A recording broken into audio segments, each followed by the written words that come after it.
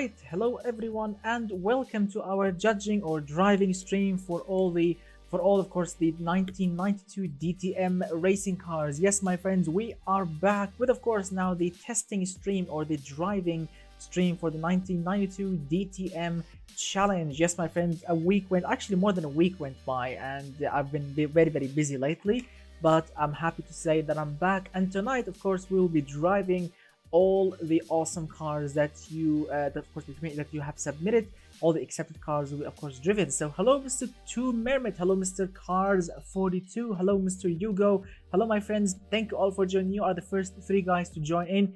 Very awesome. Hello Mr. Canola Skies, hello my friends, thank you thank you so much for joining. How are you doing everyone? I would love to know how are you doing. Now if you are wondering why I'm in an automation game, not in BeamNG, because I was looking at the files in my documents in the mods folder, in BeamNG folder, and I was counting the cars, and they were only 19. The real number is supposed to be 21, not 19. So I'm wondering what cars are actually missing. So if you don't mind, I would go over these cars very quickly. Like I have my trusty notebook, and I will go over them quickly, and then we'll move on to BeamNG. Hello, Mr. Neris. Hello, my friend. Thank you all for joining. Thank you so much for joining. How are you doing, dude? How are you doing? All right. So let's see. Number 1, it's in. Number 2, in. Number 3, in. Number 4, which is oh, here we go. Found it, and then found it, and then this one found it. Very good. All right, to be fair, let me just tick them off so we don't miss any of them. There you go, tick, because I don't want to miss any car, and people will be like offended. Where's my car and all of that. Here we go. So we arrived to this one, and then we have the this one, the new car. Guys, you will be amazed because we have an amazing list of cars and some stars. We do have some stars tonight, which will be very exciting. So prepare yourselves, my friend, because tonight we'll be definitely driving fast. We'll be of course exploring amazing cars and go over them step by step. Hello Mr. Bill, hello Mr. Kami, Mr. Salva, hello my friends, thank you all for joining. Just a moment, I'm going over the cars very quickly so we don't forget any of them, and people like will be upset like, where's my car, where's all of that. Here we go. Found you, and found you as well. And after that we have the this one. I think I know which cars are missing, but just for the sake of this, we'll re-export the missing cars. Here we go. Found you, another star of the show, and then after that we have the Kellis, and we have the Satsui, and then the S something. So I guess we found our victims. So I think we found our victims. I think I found this one. Okay, I assume we have this one. Okay, so this one is not in, this one is in. This one also. Okay guys, we found the missing cars. Good, we found the missing cars. We found the missing cars, gentlemen. Here we go. Let's export them quickly. The first missing car is the this one, the HT something. All right, here we go. This is the first missing car from the list. Yes, this is the first missing car. Apparently it didn't export to BeamNG because it got the game crashed basically, and when the game crashed, this thing didn't export correctly. Because guys, I promise you, a lot of cars made the game crash really crazy. So we will be definitely of course export these cars again on the list. Come on, automation, don't crash. Guys, this game automation crashed during the export situation more than 30 times. I promise you, more than 30 times the game crashed. So Yes, we do have 2 missing cars from the list. I'm exporting them, and here we go. The game crashed right now. Oh god, the game crashed right now, but the car is in, so we have 1 more car to go. Here we go, 1 more car to go. Come on. Here we go, 1 more car. Come on.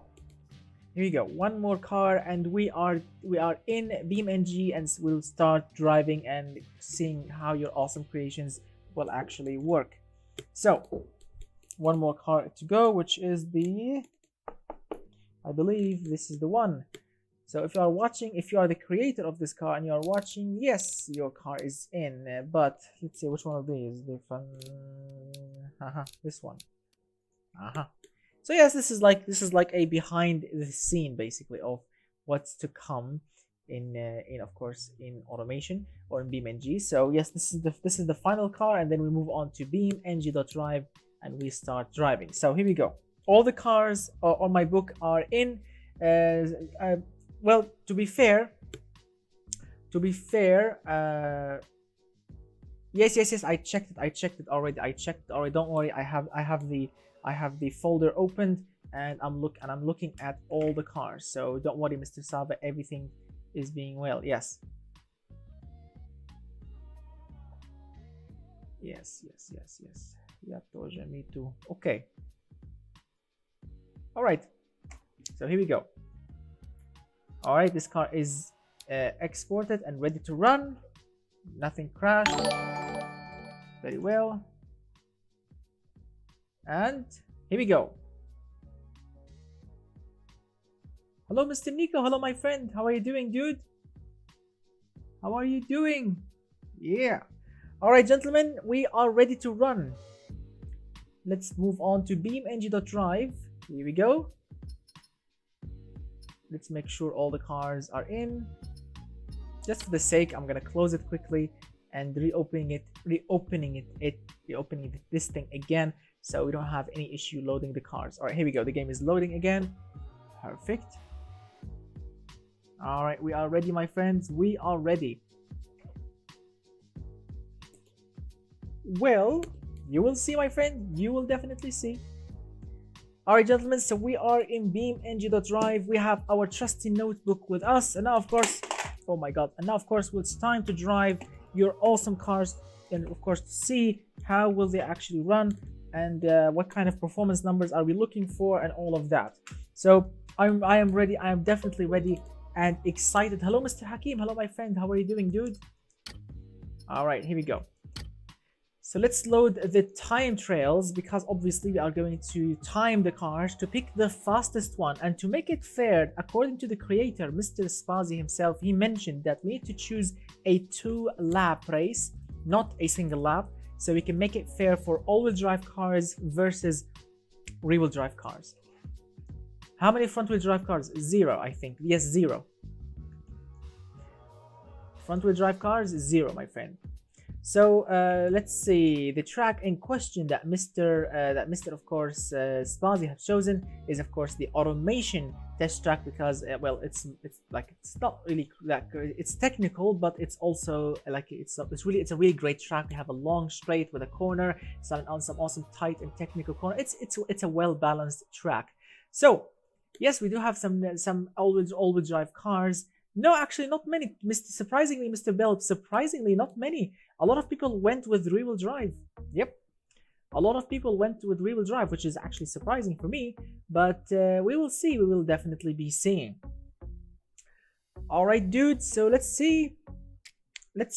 So the first car, or the first victim on the list. Well, I don't know. Let's check out the list basically in BeamNG, and then let's start choosing. And of course, we'll be doing a lap also with the prize car at the end to see what kind of time are we looking at. So let's see. Looking at the cars here, the first one to start with is, oh, this is actually very special, is an Alfa Romeo 155. Yes, my friends, this is an Alfa Romeo 155. Really great replica to the real one. The body kit, the styling, the engine, everything was really nicely replicated. So we'll be starting with this beast. Here we go. 2 laps. And guys, would you like a rolling start? Would you like a rolling start, or should we start it ourselves? What would you like? A rolling start, yes? Or should we drop the flag and go? Which one would you prefer? Vote, my friends.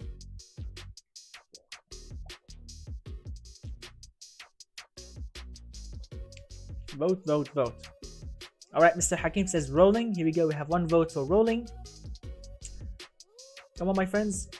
What would you like to see? Still, all right, 1-1. The vote right now is 1-1. Oh, 2-1 for the standstill. 2-1 for the standstill by Mr. Hugo. Come on, come on, go on, guys. Come on. Vote, vote, vote. Rolling start or standstill. Ooh, 2 for rolling, 2 for still. Wow, that is really balanced now. 2 for rolling, 2 for still. All right. Wow, 3 for 3, dudes. Oh my god, 3 for 3. 3 for 3, wow. Hello, Mr. Man, hello, my friend. All right, makes sense to be honest. If you want to make it real, let's go realistic then. Here we go, rolling start then. All right, here we go. What, no rolling start? What the hell is happening here? Ah, here we go.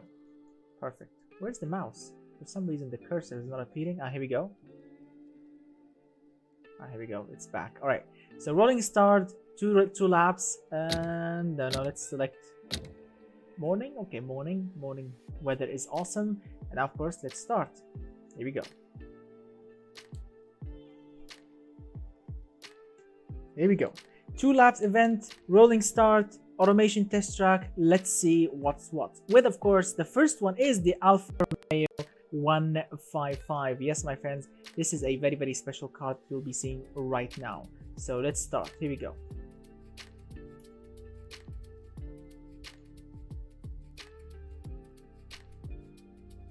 It's loading. So if you are wondering, my friends, if you are wondering, tonight we'll be driving 21 cars, 21 accepted cars. The reason it's 21, not 20 only, because there was 1 car left and I felt really bad keeping it on the list. So here we go, 20 cars are in. So let's see, the first one is of course the Alfa Romeo 155. This thing received a star because, well, look at it. It's an Alfa Romeo. This thing is running with a 3-liter V6, naturally aspirated, 448 horsepower. It's all-wheel drive, 3.3 seconds from 0 to 100, and a top speed of 290 kilometers per hour. As you can see, the creator used of course the traditional Italian red color, which is amazing, and of course they had the Pirelli badge on the back, sponsorship stickers on the side like Pro Station, Brembo brakes-ish sticker, Ebach, of course, suspension. I know these are not the original or not the realistic stickers, but you know, I love to call them by their real numbers. This is healthy bandy, or in real life it's Adidas actually. But I love the body kit. Look at this side skirt, and of course the crazy massive rear diffuser and those exhaust pipes. Look at that. Yeah, V6 power, my friends. 448 naturally aspirated Italian angry horsepower. So let's see what's what. Here we go. All right, let's see, is everything working correctly? Steering good. Here we go, control feeling good. So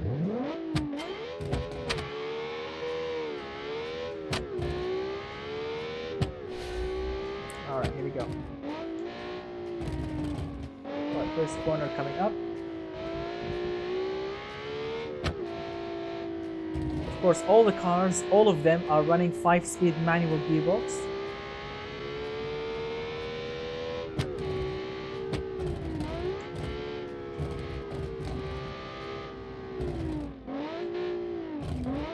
Very strong brakes.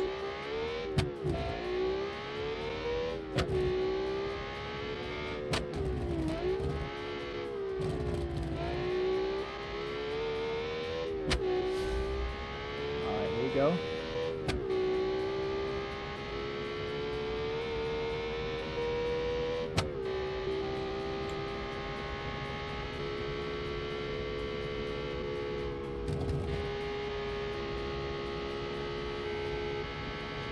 That was crazy.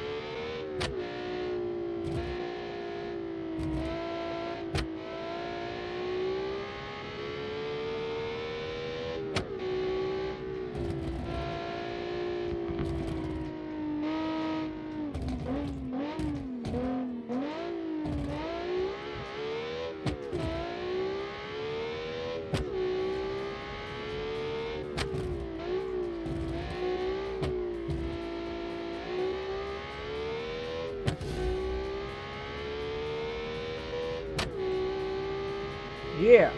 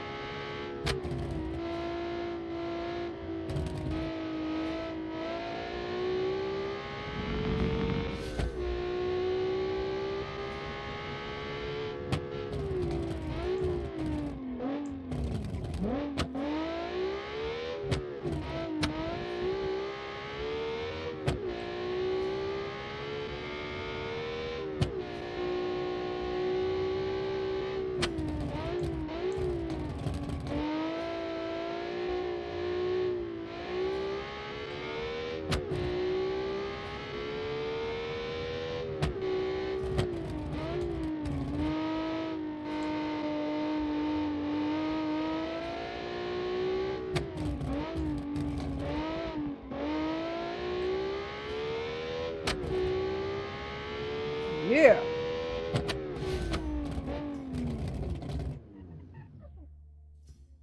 Oh, yeah. Yeah. So 1 minute 59 with the first lap. The second lap was 1 minute 58.154. Wow, that's actually not bad at all. Wow, not bad at all. I'm actually impressed. This thing actually was tuned very nicely, and it's really fun to drive.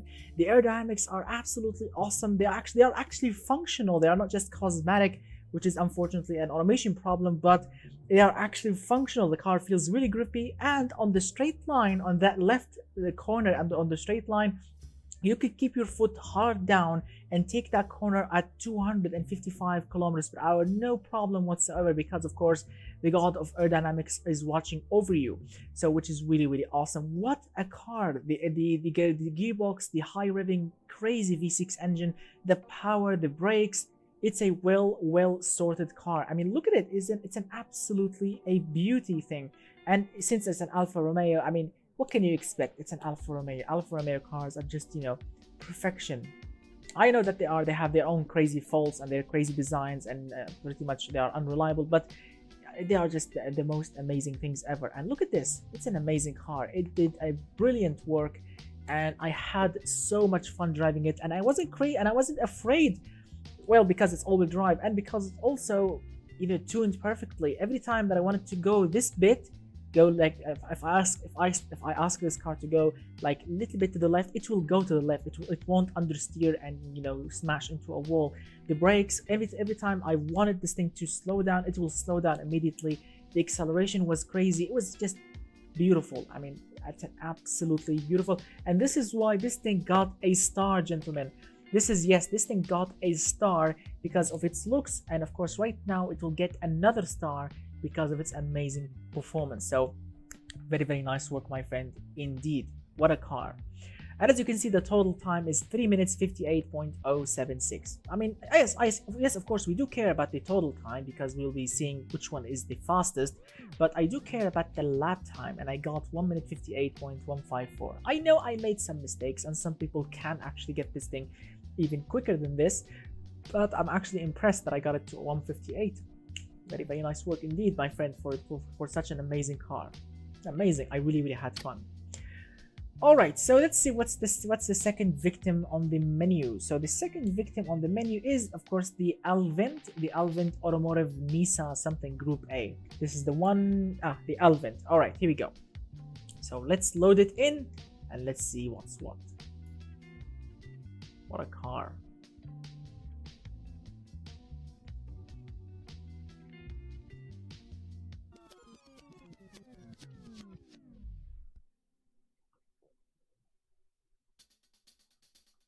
Mr. Hakim, I go by the list.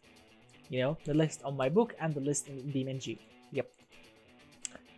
Right. Wow. Okay. So yes, the antenna, whatever the name of it. So this is the thing, as you can see, in all of its glory. So what we have here, my friends, is and it's called the Alvent, 450 horsepower. Let's say 2.3 liters. Yes, my friends, 2.3 liters V6 turbo. It's rear-wheel drive, 4 seconds from 0 to 100, and it has a top speed of 299 kilometers per hour.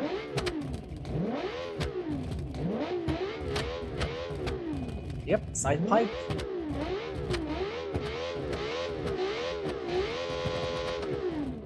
Hello, Mr. Chow. Hello, my friend. How are you doing? Yep, I see. This antenna, Mr. Hakim, it's not for radio. It's for it's actually for radio, but not the stereo. It's for the helmet radio, so you can talk with the crew in the pit lane. It's not for listening to music or listening to the news. No, it's for your helmet, so you can actually talk with the crew in the pit lane, my friend. All right, so again, 450 horsepower, twin turbo V6, 2.3 liters, rear wheel drive again. 4 seconds from 0 to 100 and 299 kilometers per hour. So here we go, our first rear-wheel drive car. Yes, IBM, yes, amazing. So here we go. Whoa.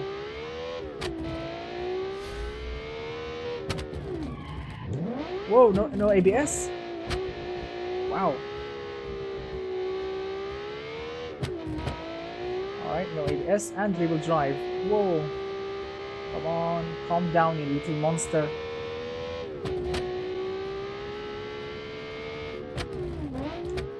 Oh my god, the brakes. Oh boy. Oh no. This is no. This is not.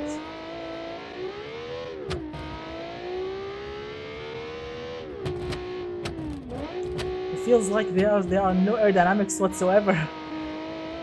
Nope. My god. Feels like a death trap.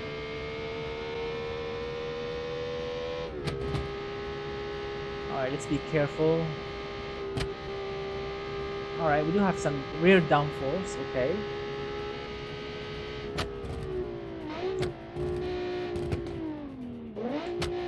God, the brakes are so sensitive, you can't really touch them. They will lock immediately. Hello, Mr. Machalago. Hello, my friend. Oh my god, no ABS. Rear drive.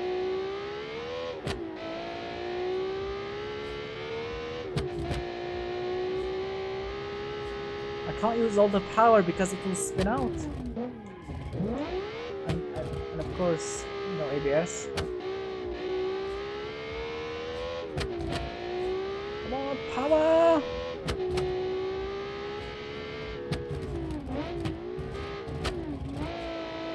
It's a flame-shooting beast.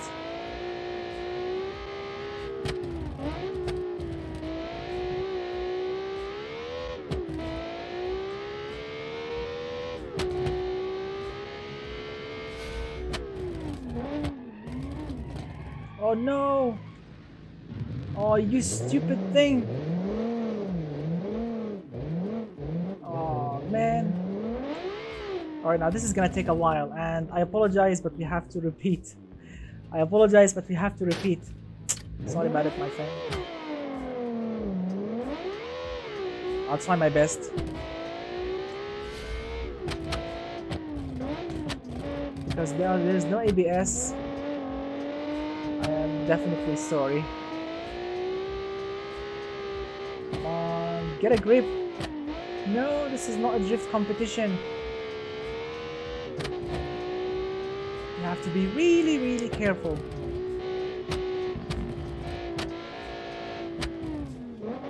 Look at this, I'm using 30% of the brakes and they are locking. This is stupid. This is absolute stupid. 30% and they are locking.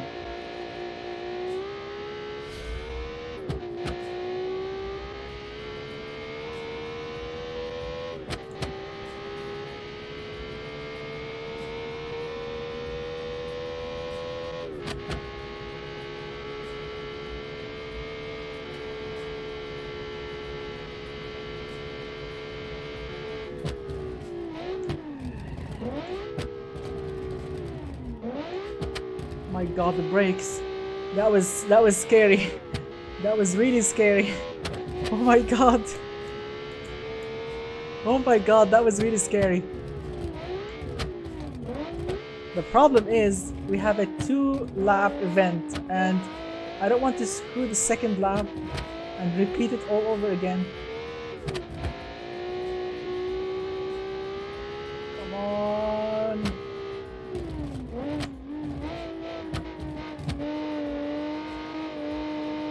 Come on, be brave.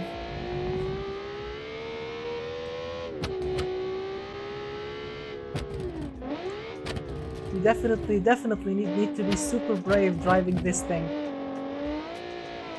Whoa. No.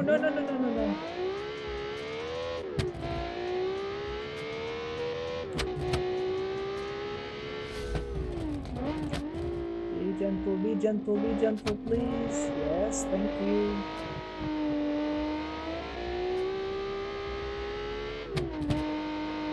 Come on. Get a grip. Here we go, power.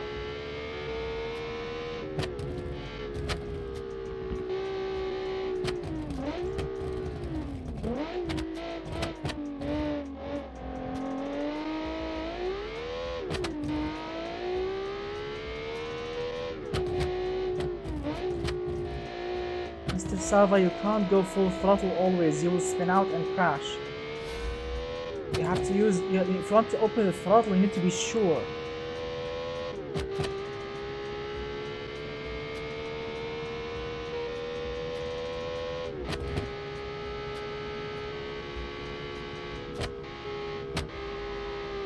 My god, that was scary.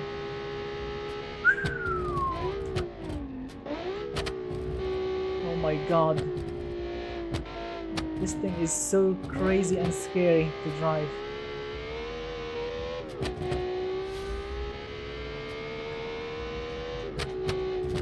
Yes, slow down. Yes, be gentle, be a good car, please. Let's go to the finish line.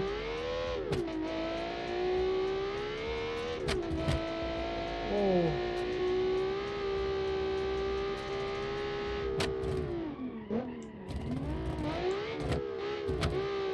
Yes, please. Like there's no downforce whatsoever. At the front wheels. Yes, let's get it home. Let's get it home safely. Let's get it home.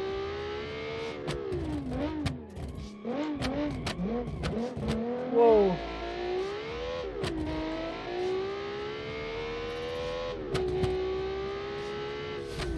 Hallelujah. Hallelujah. Oh my god. Oh my goodness, this thing is so dangerous, so crazy to drive. My lord, this thing is so dangerous to drive. I'm sweating bullets. I'm sweating bullets right now, basically. So let's see, 2 minutes, 2 minutes 9 seconds. Well, that was my fastest time with this thing. Wow, I mean, it's just. Yes, that's correct, Mr. Murcielago, because this thing, it's, I mean, no offense to the creator, yes, we do have rear downforce, but front downforce, nothing. The front tires are not doing anything, and also using okay, so if you don't want to use ABS, if you decided to go cheap without ABS, please balance your brakes. Please don't use supremely crazy grippy racing brakes, because basically every time you get near the brakes, like 30%, they will lock, and when they lock, the car will spin out and it will crash. Adding to the problems, this is a rear-wheel drive car, and unfortunately the creator tuned the gearing of the gearbox to not to minimize wheel spin, it's to maximize acceleration, and basically you have a ton of wheel spin. So anytime you get near the throttle on first gear, it just wants to crash and spin out and just be a drift car. I'm surprised that actually I made it on the second lap, but I mean, yeah, this is definitely a death trap. If it's a racing, if it's a drift car, yes, it will be a great thing. Yes, it's a flame shooting, rear-wheel drive, tire smoking thing, but a racing car, no. As you can see, the time, and of course you need to shower after driving this thing, because you'll be swimming in your own sweat after getting out. If you get out of it. Wow, I've never been this scared in my life. I mean, I promise you, I've driven 2,000 horsepower rear-wheel drive cars before, and I wasn't afraid like this. This thing is so scary to drive. Like, really, I've driven a lot more powerful cars than this, with even less grip, but this thing is definitely wow. All right, so I want to say thank you to the creator, because yeah, definitely I pushed my skills with this one to just to get it home, not to go fast, just to get it home. Yes, it's a coffin. It's a coffin sponsored by IBM. Wow. All right, so let's move on with number 3. Wow. Okay. So let's see. Wow. So the third car, if my book is saying it correctly, is supposed to be this one, the Arsta Corollis, the Arsta Corollis V8. Here we go. We have our first V8 beast for tonight. So let's load it. Lenovo approve. Yes, indeed, my friend. All right, now, guys, this is. Okay, now this is weird. I'll tell you why. Oh my God, now this is weird, guys, and I will tell you why. This is so weird on so many levels, and I will tell you why in a moment. Just let the car. Okay. Yes, I'm definitely sure. Yes, 1, 2, 3, 4, 5. Okay, guys. So okay, so the name of this car is the Arsta Corollis whatever V8, right? And what I said is, yes, this is our first V8 car, but this is not a V8. This is not a V8 car. Listen.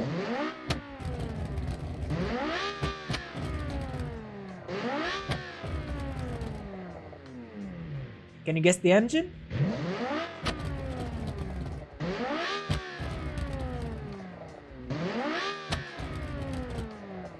Can you guess the engine?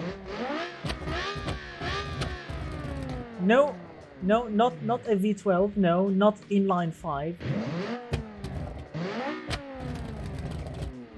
It's well, it's a V10. It's a V10. Yes, Mr. Nurse, it's a V10. The creator mentioned it's the name of it is V8, but maybe they changed their minds at the end, and they installed a V10 in it. Yes, because this thing is running with, and I'm not joking, my friends. Okay, so this is by far the most powerful cars that didn't break the rules. I went so crazy. I looked at every part of this car, okay? I looked at every little detail with it, trying to see if it breaks the rules or not. But this thing actually passed with flying colors, because this thing is running, and I'm not joking, with a 754 horsepower 5-liter V10 with all-wheel drive, goes from 0 to 100 in 2.9 seconds, top speed 292 kilometers per hour. Yes, my friends, 754 naturally aspirated V10. Naturally aspirated V10 engine.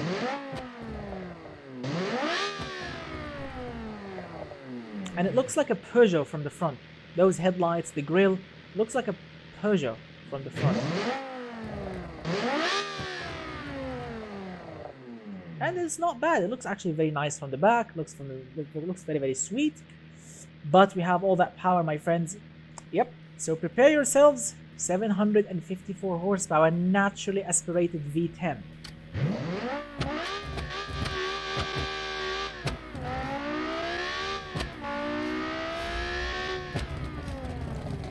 Thank you. We have ABS. Oh yeah. Okay, let's see if this thing is actually drivable.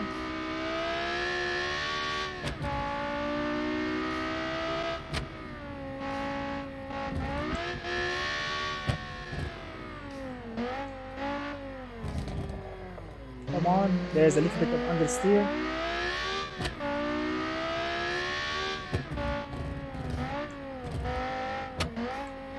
Wow, there is a little bit of understeer.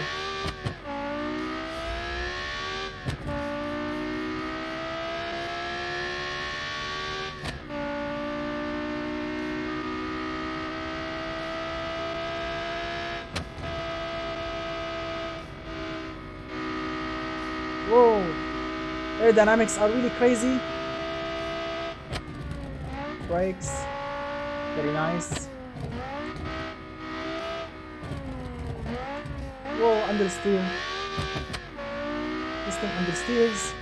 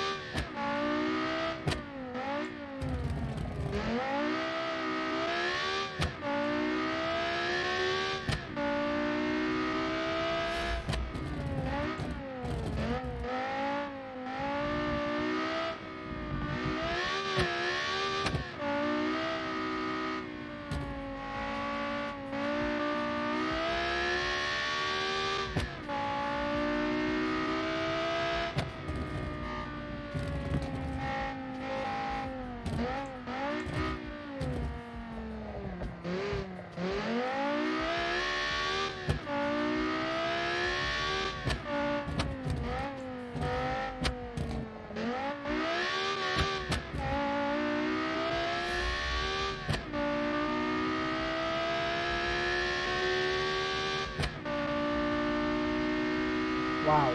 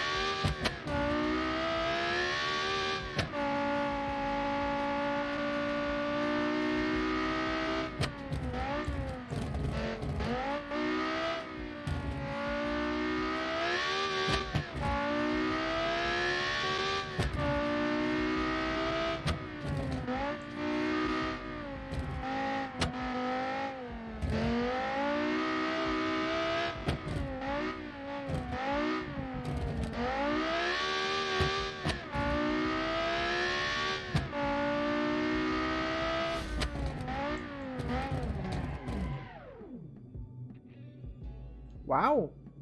Wow, indeed. Wow, indeed. So the first lap I did it in 2 minutes actually, because it was very understeery. But on the second lap, when you actually understand it, I did it in 1 minute 56.851. Not bad, with a total time of 3 minutes 57.338. Wow, indeed.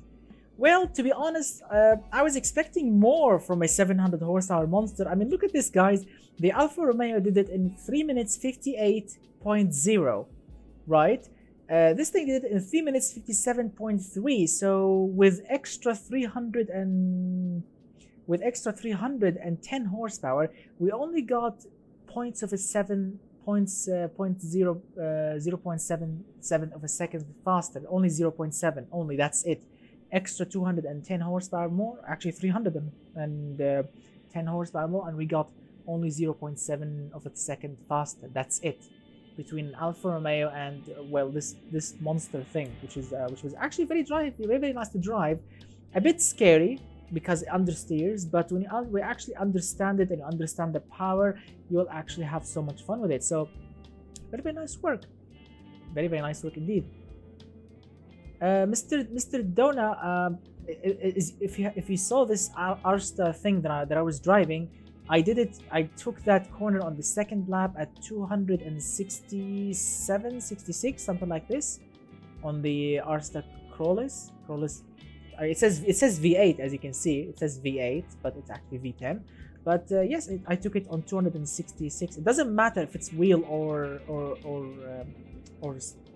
controller, my friend. Doesn't matter, because both of them you can go variable. You can go as much steering as you want, but it's absolutely sweet. It's a very sweet thing to drive. Dude, your car is really scary.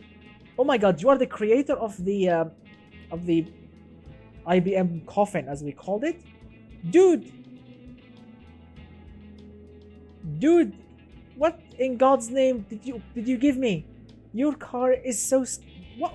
First of all, no ABS, which is, I mean, if you want to go no ABS, my friend, you need to go with soft brakes, not aggressive brakes. I mean, I was using only 30% of braking, 30% of the brake pedal, 30% the car was locking, the brakes were locking, 30%.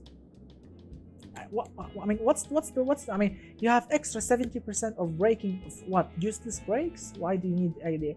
Only 30%. That's the first problem. The second problem, my friend, the gearing. Your car is rear-wheel drive, and you tuned the gearbox ratios to be as much crazy for acceleration, not for gripping. Yes, but if you want to go, please, my friend, balance them. They are not balanced. I watch a lot of racing car videos on YouTube, and I see them when they are braking, when they are pushing the brake pedal. They are pushing it hard. They don't just push it 30% or 10% just to be careful from locking. They push it really down. They really go hard on the brakes. You can't go hard on the brakes on your car. If you go hard on the brakes, all 4 tires will lock and you will smash into a tree. Yeah. So, my friend, please balance your brakes. Balance your brakes, my friend. Please balance them, and please tune your gearing for less wheel spin. The car is a drift missile. It's not really for grip, it's for drifting. Yeah, right. So, I mean, nice work. It looks nice and classic and all, and the power is amazing, Mr. Dona, but the brakes and the gearing were amazingly scary. Right, gentlemen, now the third car, you will actually be surprised that someone actually made such a thing, but you will be surprised, and I think Mr. Belp will actually support me on this, because the third car is, give me drum roll, is a BMW E30 M3 DTM. Yep, that's the name of it, a BMW E30 M3 DTM. Yeah. So, let's load it in and let's see what's what.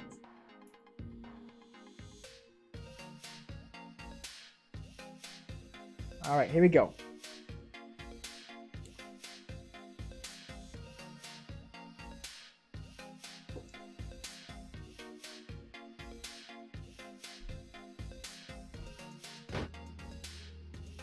Okay, so this is the car in question, which I believe it was made by our dearest friend Mr. Belt himself. So this thing, it's called the BMW E30.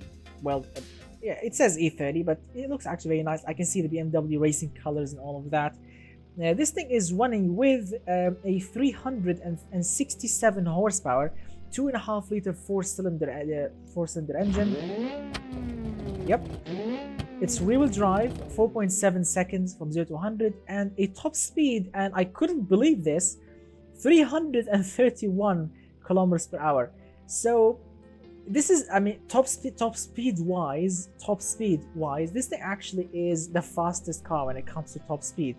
But when it comes to power, it's only 367 horsepower, and this is a naturally aspirated four-cylinder engine. Yep, this is a 2.5 liter four-cylinder engine, naturally aspirated, 367 horses, and it's rear-wheel drive. I hope this is a grip monster, not a drift monster. So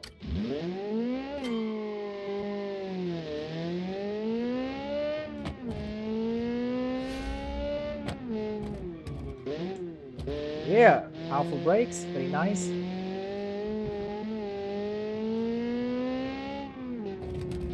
Wow, there is a lot of understeer. Okay, it's rear-wheel drive, we can solve the understeer, but wow, very heavy gearing. Now I understand the top speed.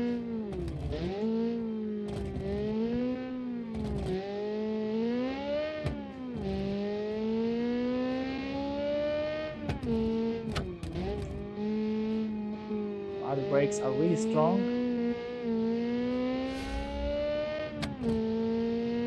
Alright, four-cylinder. Authentic.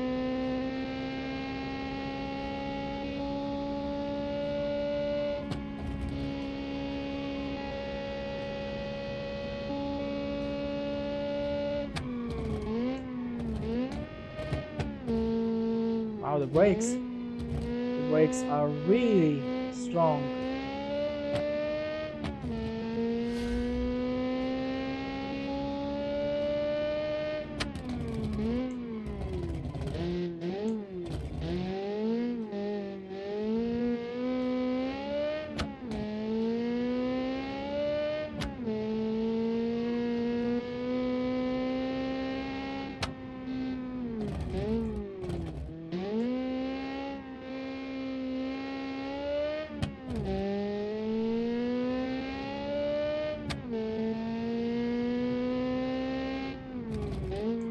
This is rear-wheel drive, gentlemen, rear-wheel drive. Yes, finally, a grippy rear-wheel drive car. Thank you, Mr. Bell.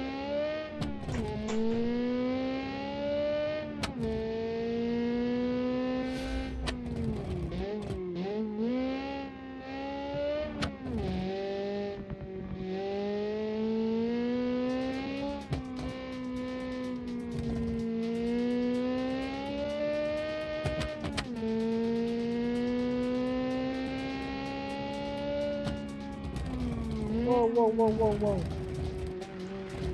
Oh man.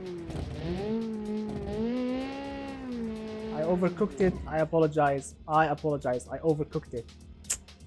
Okay, it's a fun car. Let's try again. I apologize. My bad. I apologize.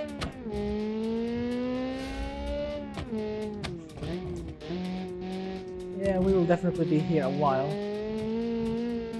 Alright, let's focus. The problem is some understeer. I apologize. Yeah, the front is really understeering.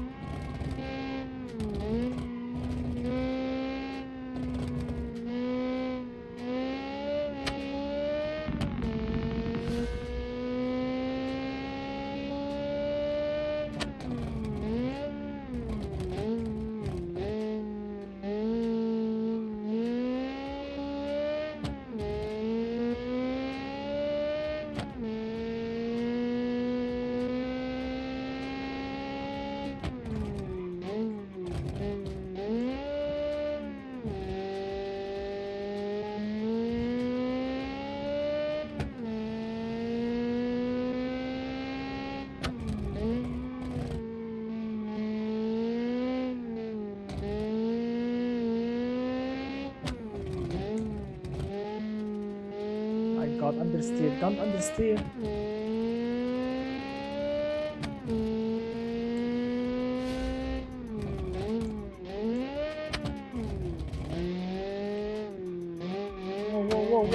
Whoa, oh man. Oh my God. Okay. Okay. Now this is just now nonsense. Okay.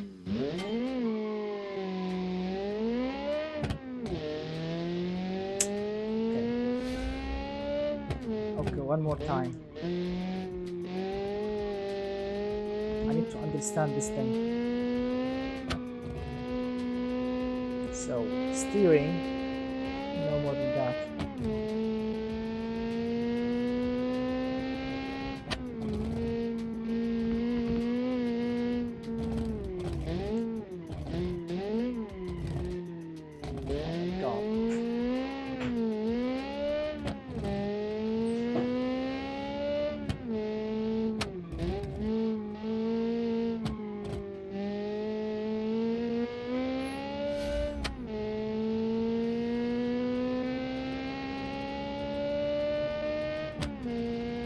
I noticed that, yes, first gear is not your friend.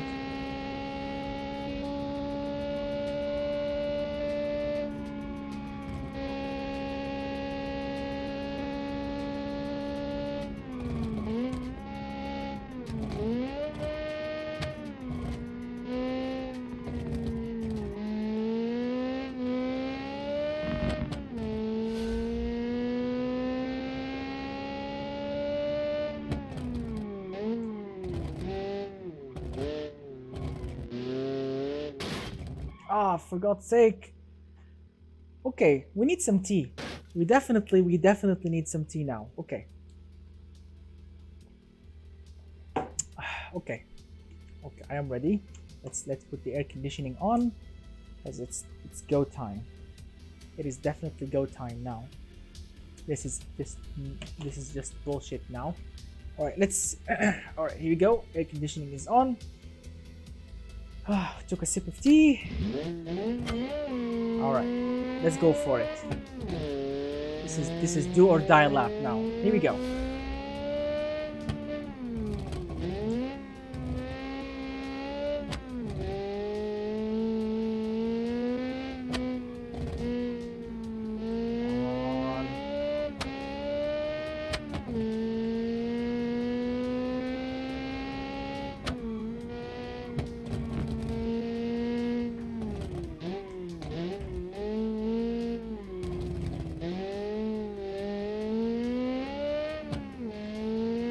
Alex, how are you? This thing is not scary, but you need to understand it. Hello Alex Cactula, how are you?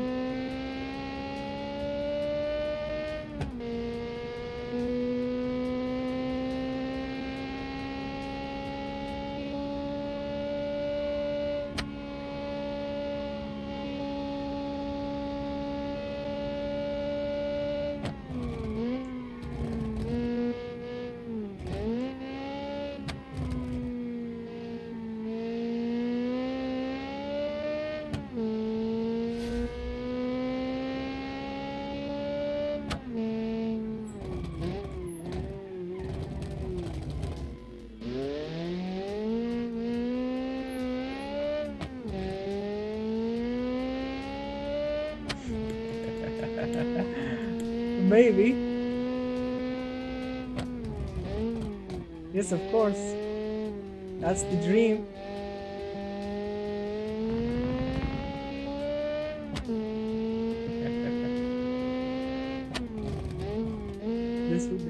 This now will definitely boost things up.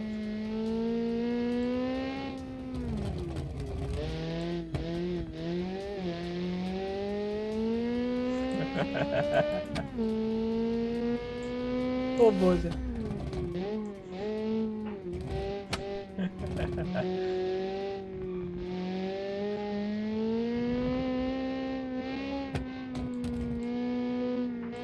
Come on, grip. Come on, you're a BMW, you're a DTM car, come on. Come on, brake. First gear, turning in, don't think about crazy stuff.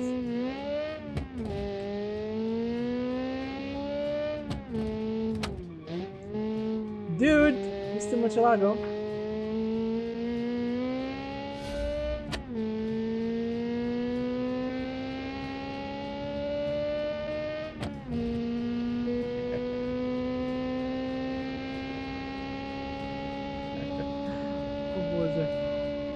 Focus, focus, focus, don't crash.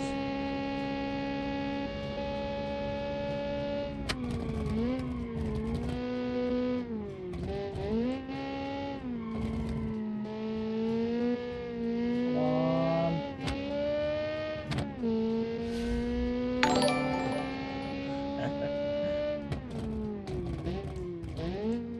Suddenly, this thing became a very, very fun broadcast. Oh my god, Alex. Oh boy, Alex.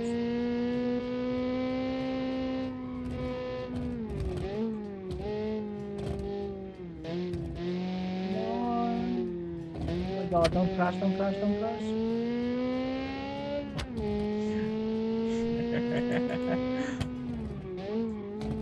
Later, later.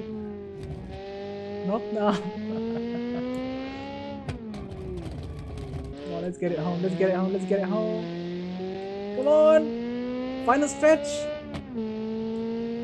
Oh my god, we got slower? Wow. We got slower on the second lap for some reason. Okay, so 203. 203 we can say, and I'm sorry Mr. Bell, this is not with your luck. This is not your lucky day. Actually, on the first laps that we had to redo them again, I got around 202, 201, but something happened here, Mr. Bell, and yeah, definitely we got 203. I mean, you can read the comments obviously, but oh my god, Alex. Anyway, so yes, so total time 407. Actually, I can get it faster than this, but something happened in the comments, which and not only in the comments, but also yeah, yeah. Oh my god, driving under the influence of crazy comments. Oh my god. Okay, okay, Alex, calm down, Alex. Okay, wait, we will finish. Oh my god, Alex, no bother. Nearest, Mr. Nearest. Oh, dude. Okay, so 407.587. Sorry, Mr. Bell, we got distracted a little bit, and well, this is the result. But to be honest, to be completely honest with you, this is a rear-wheel drive car that actually grip, which is really surprising me. First of all, it's surprising because it's a BMW, and BMW cars, as we all know, are basically drift missiles. But this thing actually was the opposite, completely the opposite of the basically the Alvent, whatever that white drift missile thing. Oh my god, Alex. Oh boy, calm down. Later, yes. Anyway, so let's continue. Nice work, Mr. Bell. What a car! What a car indeed! What a crazy car indeed! And it's really grippy. It's really fun to drive, but you really need to understand it. And surprise, surprise, this 4-cylinder 2.5-liter engine, it's a brilliant car. Oh, sorry, this is not your car. Whose car is this? I completely forgotten. But it rhymes with your car. It rhymes with your car. I've forgotten whose car is this. My apologies. I got distracted in the comments. Oh boy. So let's see. The BMW E30 was because here we go. The BMW E30 DTM M3 was made by our dearest friend Mr. Tom Katz. Mr. Tom Katz 23, he actually made the BMW E30 M3 DTM. Thanks to him for creating such a grip monster here. Very, very fun to drive, very, very sweet to drive. Mr. Bell, I apologize, but we'll be definitely seeing your car soon. So yeah, don't go away, my friend. So let's get back to the topic here. Oh boy. Oh yes, indeed. Of course. Yeah, okay. Oh my god, Alex. Anyway, so the next car, gentlemen, or the next car, everyone, because we have a lady in presence, is of course another star of the show, my friends, another star of the show. So prepare yourselves, because the next car, as I quite believe, is... Where are you? Aha! The DRS 250 GT DTM 1992. Yes, my friends, this is the next star of the show. So let's load it and let's see what's what. Oh boy, Alex. Oh boy.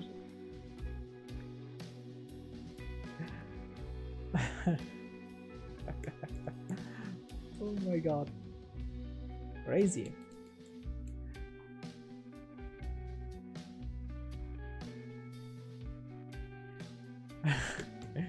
No, Alex, that's enough. No. Oh boy. Alex, niet. Oh boy. Stop. Oh god. So gentlemen, here's the next car, which is of course, it's called the DRS. This thing is running with a 410 horsepower.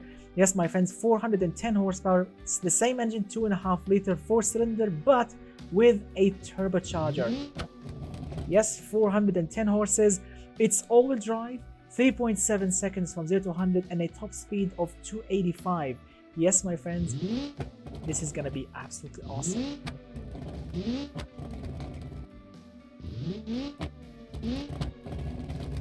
Alright, I can wait for you, Mr. Bell.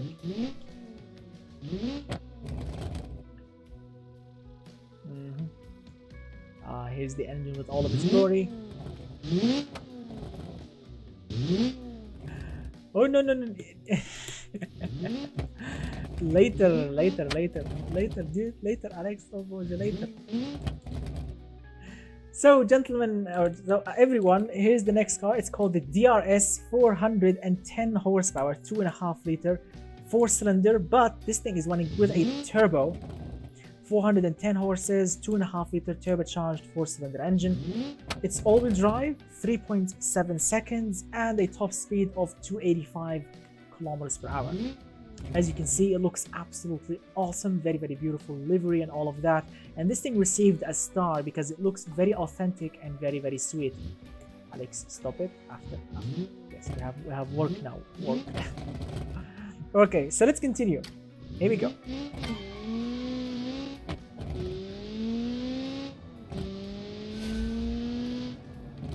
Neres, dude, no, don't say such words, please.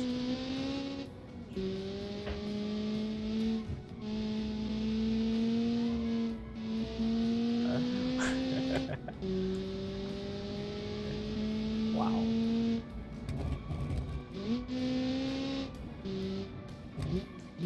Okay, so beautiful acceleration.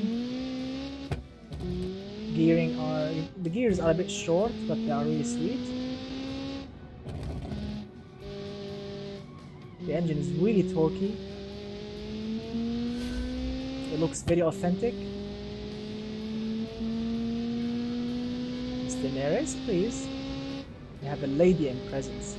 You have a lady, Mr. Neres. So, yes, what's your word, please?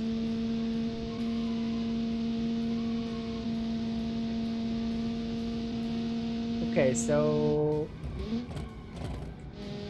wow, very, very stable, very, very stable.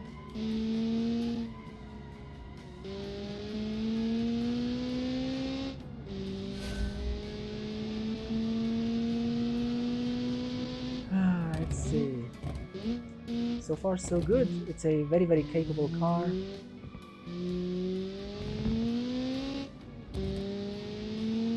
Come on. The aerodynamics on this thing are really, really sweet. Really, really sweet aerodynamics.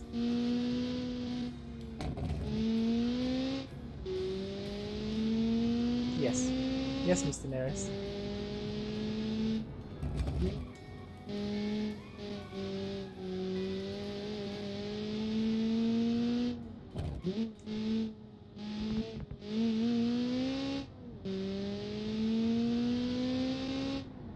What's your car, Mr. Julian?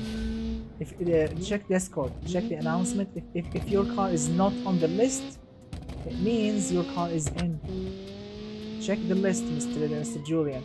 If your car is not on the list, it means you will be seeing it on the broadcast. If it's on the list, well, good luck, my friend, and better luck next time.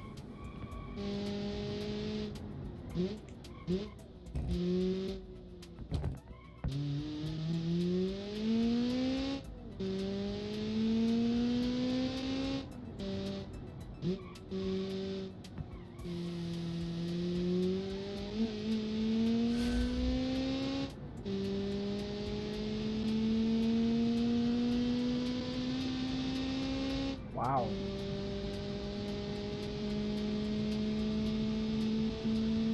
Wow, for a 4-cylinder turbo, this thing actually is a sweet thing to drive. It feels light, feels nimble. Brakes are really strong. The engine is really torquey. Wow, wow, wow, wow, indeed. You can actually have so much fun with this thing. Love the brakes, very, very sweet. The steering is so awesome. The torque is amazing. Yeah, now that's what I call a very, very well balanced car. No offense to the BMW, that thing was grippy, but that thing was an understeer monster. This thing is so balanced. There's no understeer whatsoever. There's no oversteer. It's just grip. I love that, and it's so safe. Like, it's not scary at all. Here we go.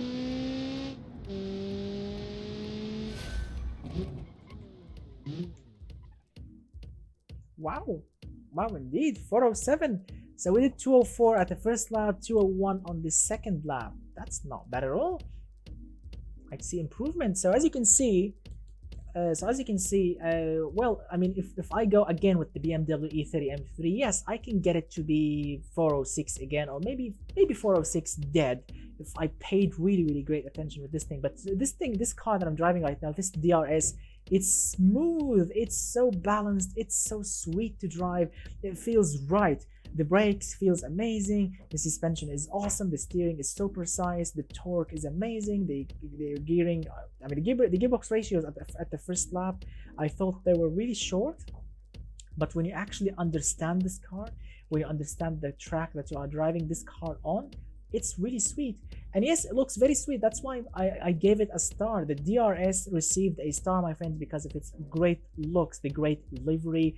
Every little sticker is just, you know, well thought out. Look at this C fuel, or the Shell fuel, this Guico del Course, whatever sticker here, the Fujisco, the SCH, the Ebach springs, I'm gonna call them, and I think this is the name of the creator or the driver, the ASC Car XD, whatever, car number 42, as you can see, with all of its glory.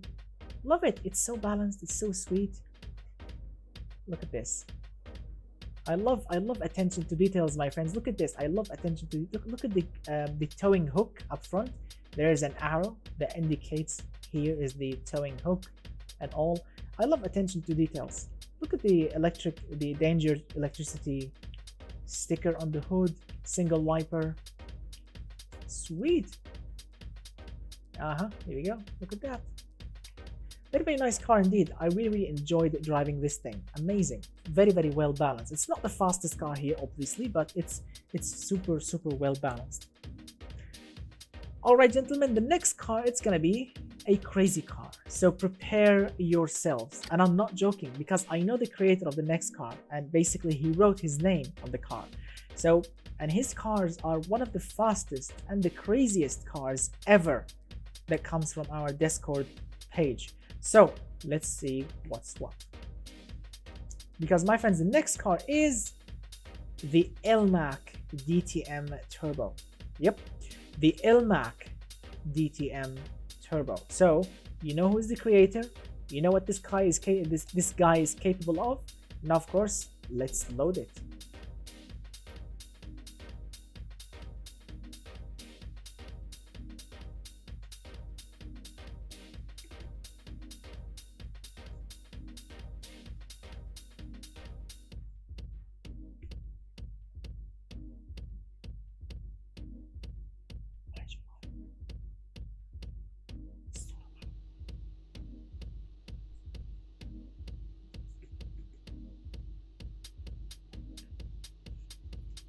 Nope, this is not the price car, Mr. Neres. This is not the price car. So my friends, the next car, it's called the Elmac, the Elmac DTM car, I'm gonna call it. And as you can see, this thing looks, looks not bad. It looks, you know, well thought out, balanced, a bit boxy, not too shabby. And it's nicely detailed. Yes, I see some BMW, of course, vibes, like the front grille and all of that. And it says Elmac on the side. And we do have some defroster lines and all of these things. All right, so let's see what we have here. So this thing is running with a 1.7 liters, and I'm not joking, 1.7 liters, 6-cylinder turbo. This is an inline 6 turbo engine with 576 horsepower, and it's all-wheel drive, 2.5 seconds from 0 to 100, and a top speed of 298 kilometers per hour. So 1.7 liter 6-cylinder turbo, all-wheel drive, 576 horsepower. Yeah. So let's see what Mr. Elmac did here, because I know his cars and I know how they drive. So let's see if this is not an exception. So let's see. Here we go. Traction control.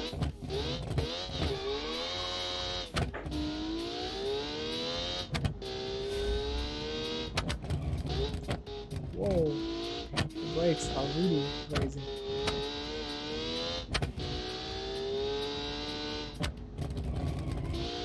Whoa.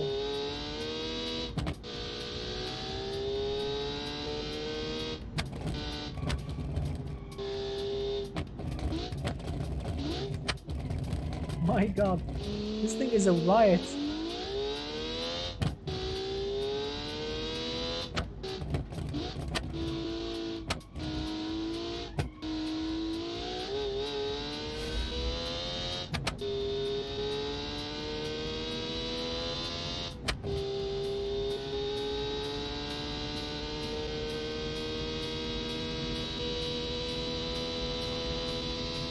Whoa! Top speed achieved! My God, the brakes!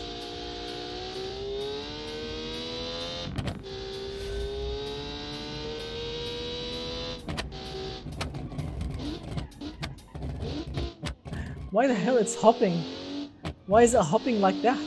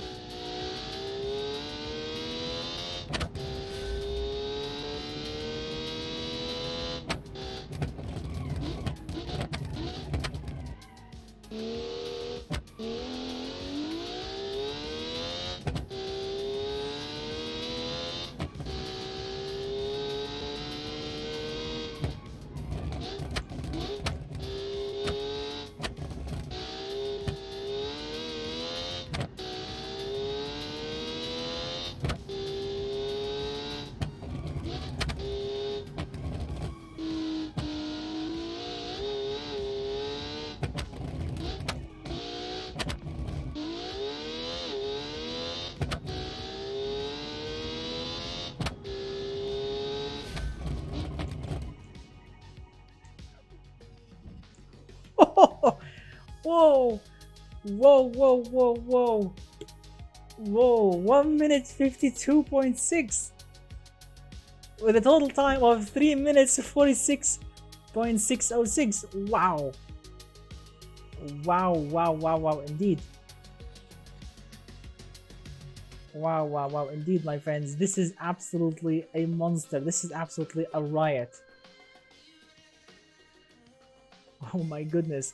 3 minutes 46.606. Now, this is...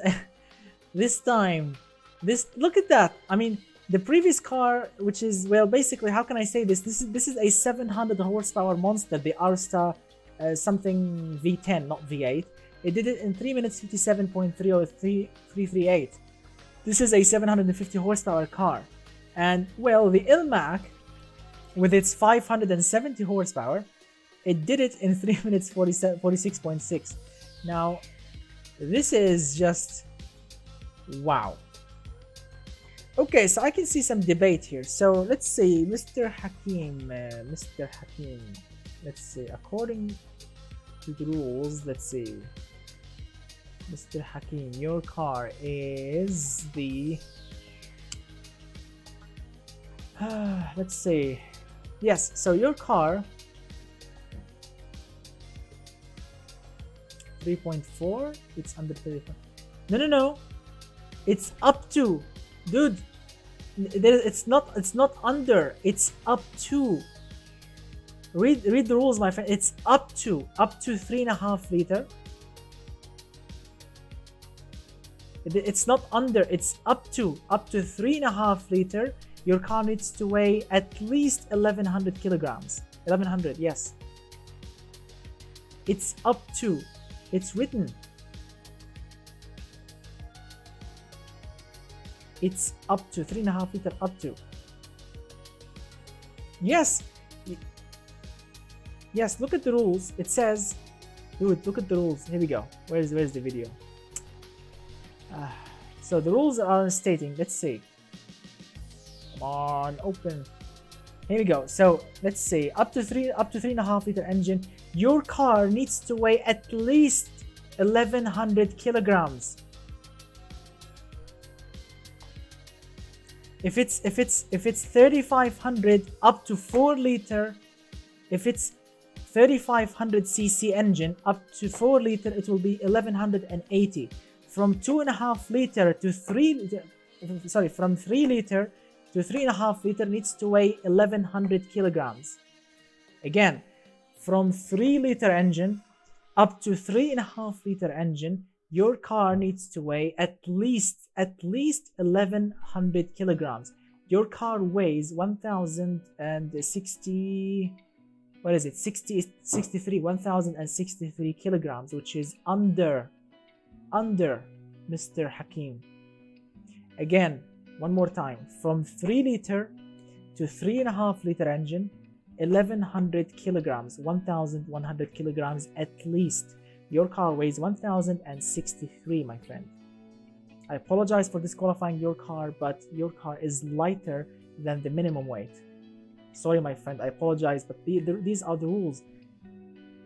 I apologize, I deeply apologize, but these are not my rules. These are designed by Mr. Spazi, this way, this table and all of these things. Yes, from 3 liter to 3.5 liter, 1100 kilos. Yes, sorry, my friend, I apologize. So let's move on with the next car. So Mr. Elmac obviously did a monster job, as you can see. Look at that. I mean, 3 minutes 46.6. Now that is just wow. There is no other word basically to describe this. All right, gentlemen, the next car right now is another star of the show, so prepare yourselves, because it may not be the fastest thing, but it's just the prettiest. Look at this. The next car is the Envoy. Yep, the Envoy CSMA 4. Yes, my friends, this thing got a star because look at it. It looks amazing in the picture, and when you see it, it will just be amazing also. So let's load it. A star indeed.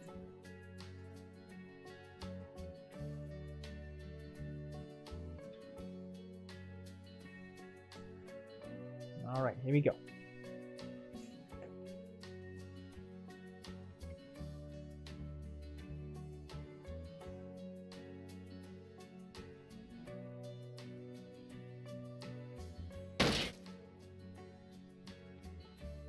All right. Look at this now. Now this is gonna be amazing. Look at this. Well, it's a star car. Well, just look.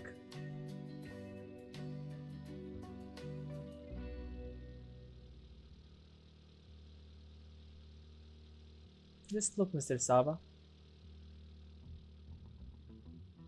What we have here, my friends, is a customized livery and body kit and well customized interior, roll cage, bracing under the hood, bracing in the trunk, well, bracing everywhere to make this thing as tough and as of course as stiff as possible to go around the track, as you can see, with a customized everything. Well, simple livery, but yes, it may be simple, but it looks amazing. It looks like the real deal. And well, look at the interior, look at the clear glass, look at the details, look at the details. The details are just amazing. Look at that. Look at the hood pins, of course, the massive radiator up front, of course, the two fans, of course, look at this front massive lip. Look at that, amazing.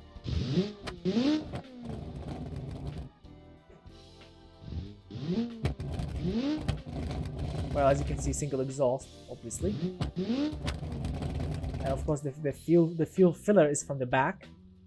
Yep, indeed, a lot of time, Mr. Motoringa. Yes, Mr. Man also. Yes, Mr. Mochalago said, "Oh no, he used the wrong livery mod. The colors, yes, the colors didn't work in the picture. They were supposed to be yellow and stuff. Unfortunately, they are white, all of them. But it's not bad. It still looks beautiful. Very sweet looking car indeed." Alright, so my friends, and look at that. Now this thing is using a center console, but for some reason, it's a racing center console, obviously. But look at that. The creator, what he did here, he also covered the gearbox. Look at the gearbox. He covered it also in a special way. I don't know, maybe it's like a protective housing or something. I like it. It's so sweet. It's like protecting the gearbox. I like it. It's like a housing for the gearbox. Very nice. Very well thought out, even from underneath. Okay. So my friends, this beautiful car, the Envoy, is using a 1.7 liters. 1.7 liters. Yes, my friends, 4-cylinder turbo, 480 horsepower. It's rear wheel drive, and of course 4.4 seconds from 0 to 100 and 269 kilometers per hour top speed. So it's another rear wheel drive car. Let's hope it's actually a grip monster, not just, you know, cosmetic, because as you can see, we have a ton of aerodynamical fixtures on this thing, massive front lips and the rear wing and a diffuser and all of that. So let's hope they're actually functional. Here we go. Oh my god, it's overheating. Come on, don't overheat. ABS? Yep.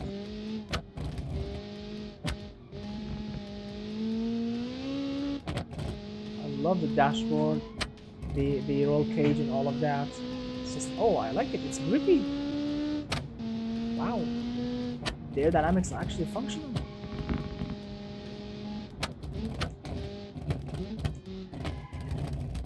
Whoa. Understeers a little bit. Sorry about that.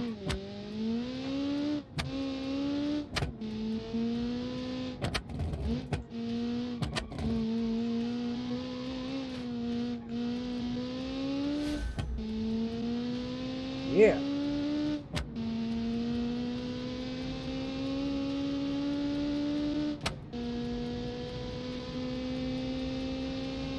Let's see now, foot hard to the floor. Come on. Yes, it takes the corner, no problem whatsoever.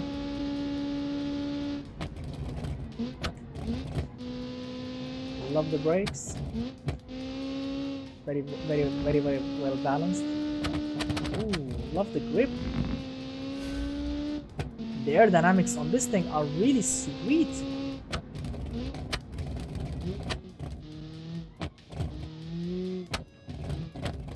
Whoa. No.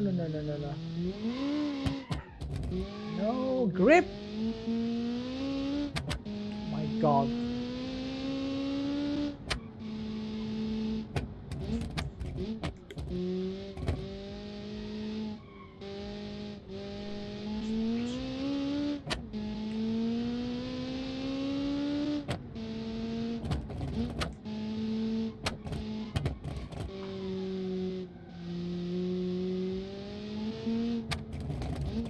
have a second lap.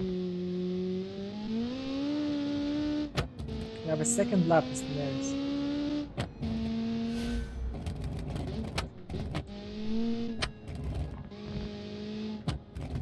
I only restart when I spin out.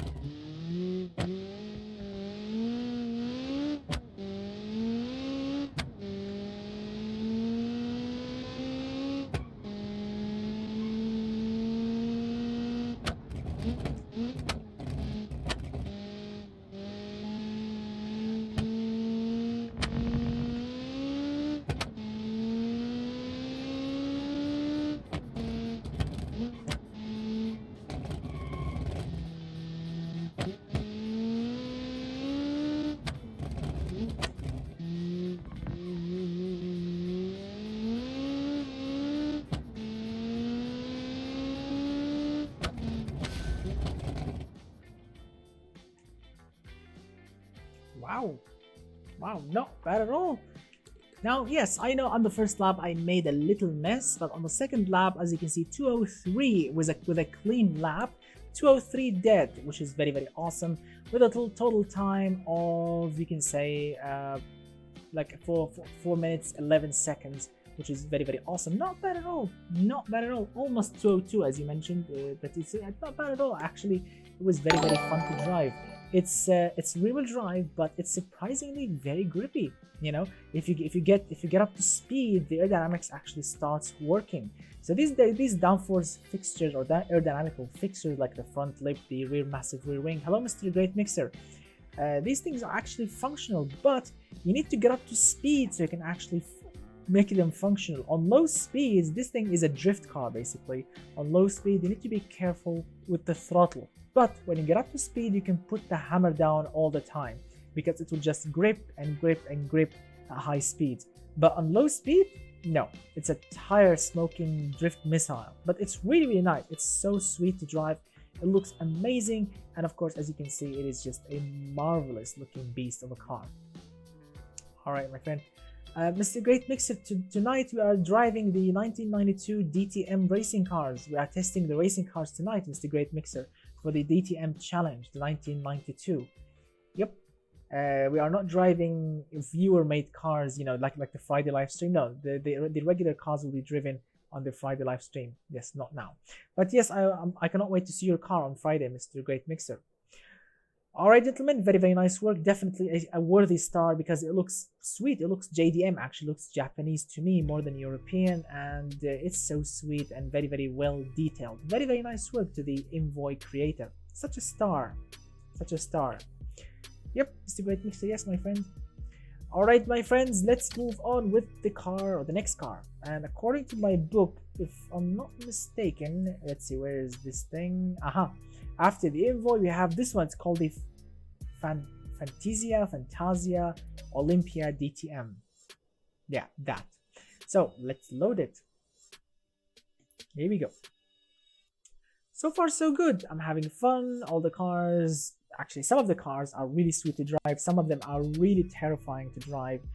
So yes, it's not the most, you know, it's not the most well thought out layout of cars, but so far we are seeing crazy amount of difference in cars. Just a moment, let me send a message quickly on my phone, if you don't mind. Let's see, where is that?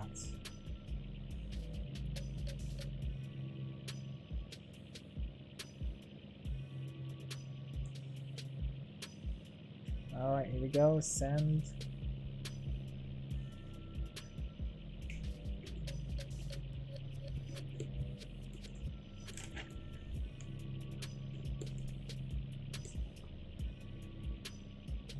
All right.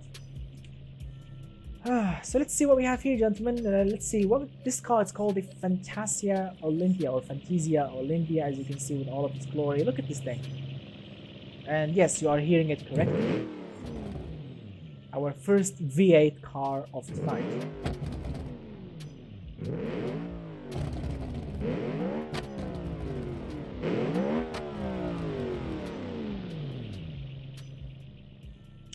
Alright, my friends, so this thing, it's called the Fantaisea Olympia. This thing is running with 411 horsepower, 3.5 liter V8, naturally aspirated obviously, all-wheel drive, 3 seconds from 0 to 100, and top speed 246 kilometers per hour. And as you can see, it looks French, to be honest with you. I think this is a, I don't know, a Citroen body or something. It looks very quick, it looks very sweet actually, but very, very nice indeed. This is 481 and 3.5 liter engine. Yep. So let's see.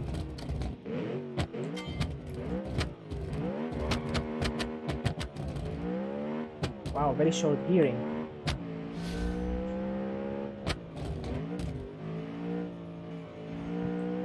Explains the low top speed.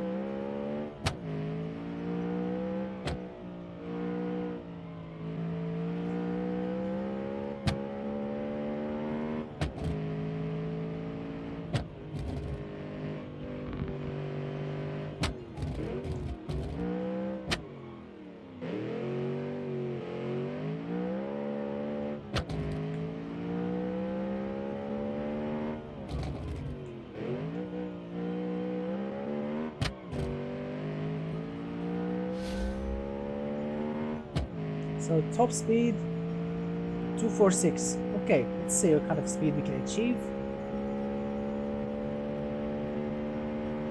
Wow, top speed achieved.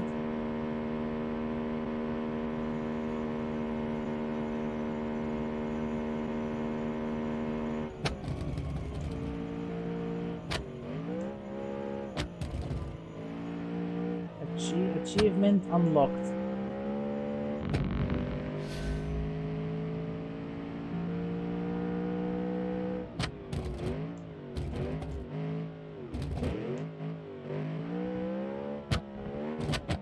Wow, second gear feels like first gear.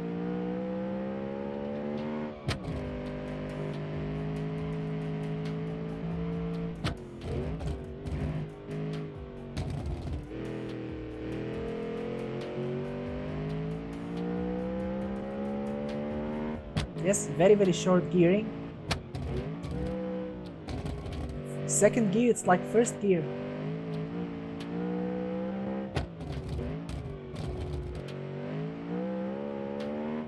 Wow, third gear, it's like second.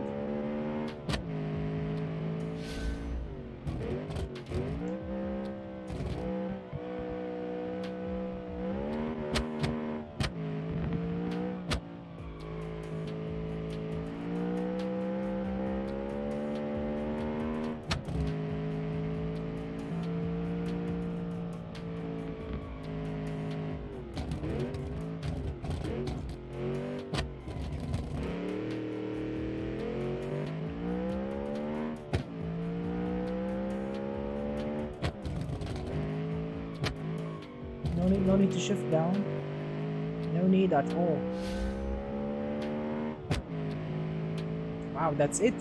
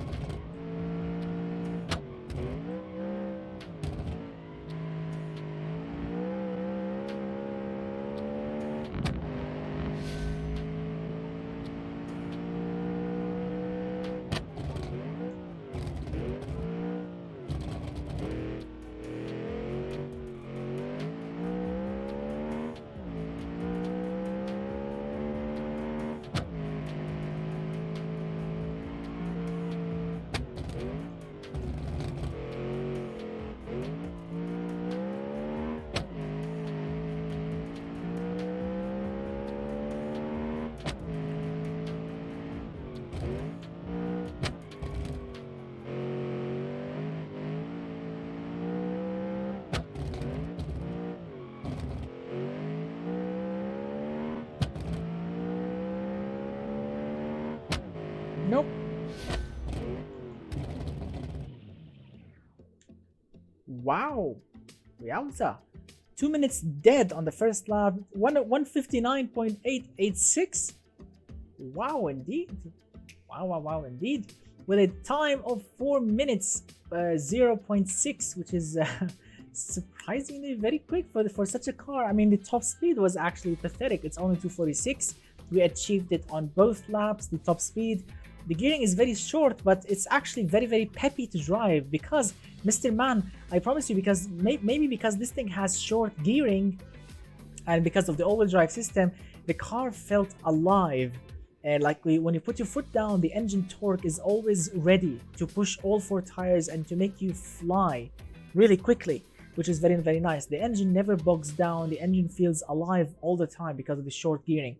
If this thing had a 6-speed gearbox, the same ratios, but with another gear, like a 6th one, it will be much quicker in a straight line. It will still be alive around corners, but it will have a higher top speed, which is, I think, pretty sweet. I would really love if this thing can maybe get upgraded with a 6-speed gearbox, like if the years can advance a little bit. With a 6-speed gearbox, this thing will be a brilliant monster. Has a higher top speed and it will still be alive around corners. Sweet indeed. What a car. What a surprise indeed. It looks French and boxy, which is very sweet. Although we do have a Chinese flag on the hood, but it's actually very nice. Sweet indeed. Mr. Elmac, the winner. Okay, good. Have a good night, Mr. Neres. Thank you so much, my friend, for joining us tonight. I'm so happy that you have joined us. I hope to see you soon, my friend. Alright, very nice work to the Fantaisea Olympia DTM. Such a surprise car, indeed, with a surprise time. So, let's move on with the next car.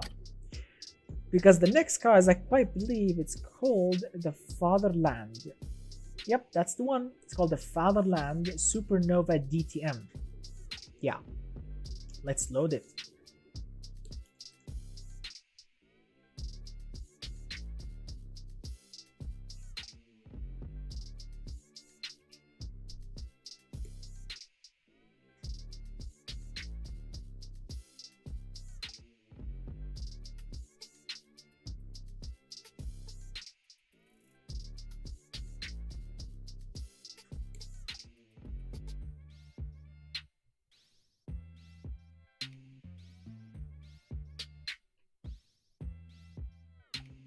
As you can see, it takes a while to load because it's actually full of details.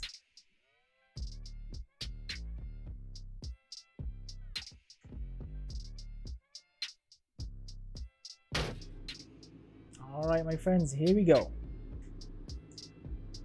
Alright, gentlemen, so what we have here, it's called the Fatherland DTM something, as you can see.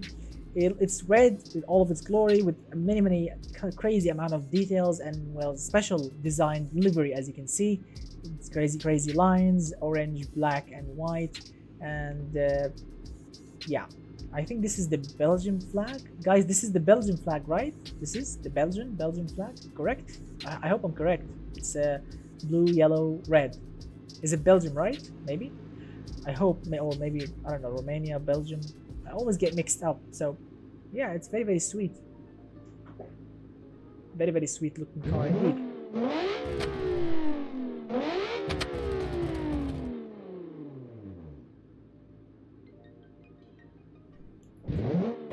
Right, so as you can see, it's a beautiful looking car, absolutely awesome. And now, of course, it's time. Actually, it's time now to take it for a spin. So let's see. So this thing is running with a 495 horsepower V6 engine, naturally aspirated, 3.5 liters. It's all-wheel drive. Let's see, 3.1 seconds from 0 to 100 and a top speed of 270 kilometers per hour, as you can see. So,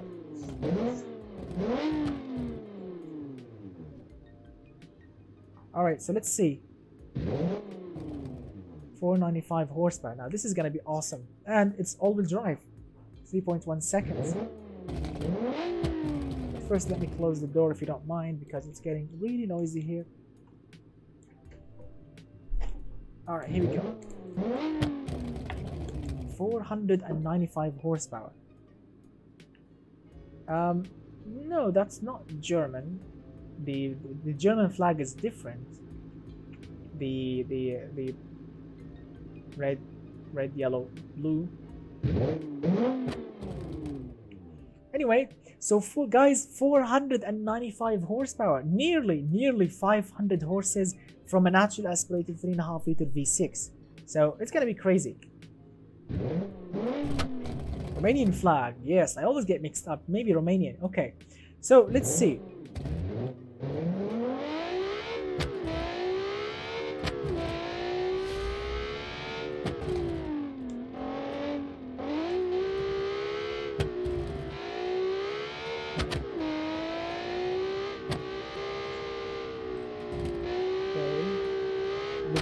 Little understeer.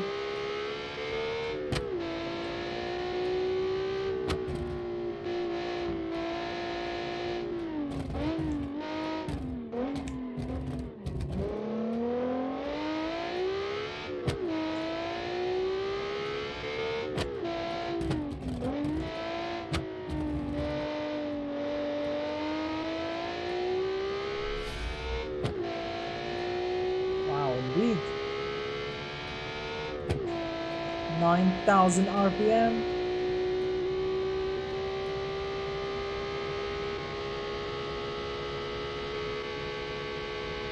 Ooh, look at the speed.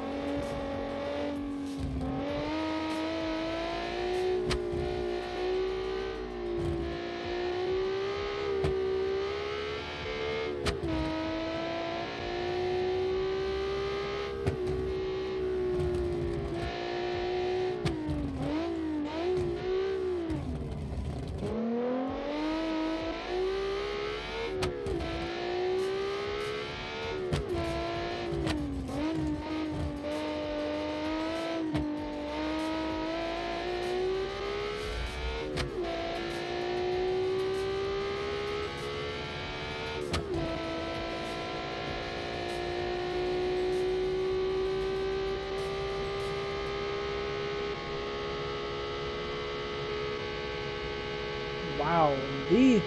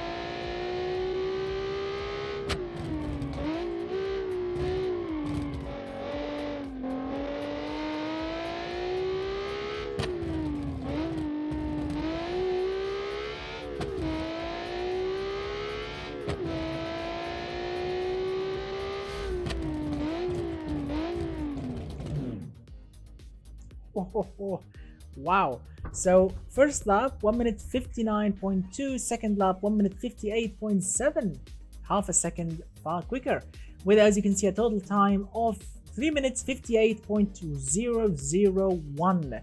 That is a brilliant time. 3 minutes 58.001. That's not bad actually. Surprise, surprise. Wow, this Fatherland car with 495 horsepower, brutal loud, naturally aspirated 3.5 liter V6 actually scored a brilliant time. 3rd place, which is very nice actually. Very, very nice indeed. Nice work. I mean, the car, to be honest with you, it felt really stable. The brakes got hot eventually. We saw the brakes getting hot at the 2nd lap after that straight line with that little corner. I need to brake hard to slow this thing down, and the front brakes got a bit warm, not crazy hot, you know. But it's surprise, it's very, very stable.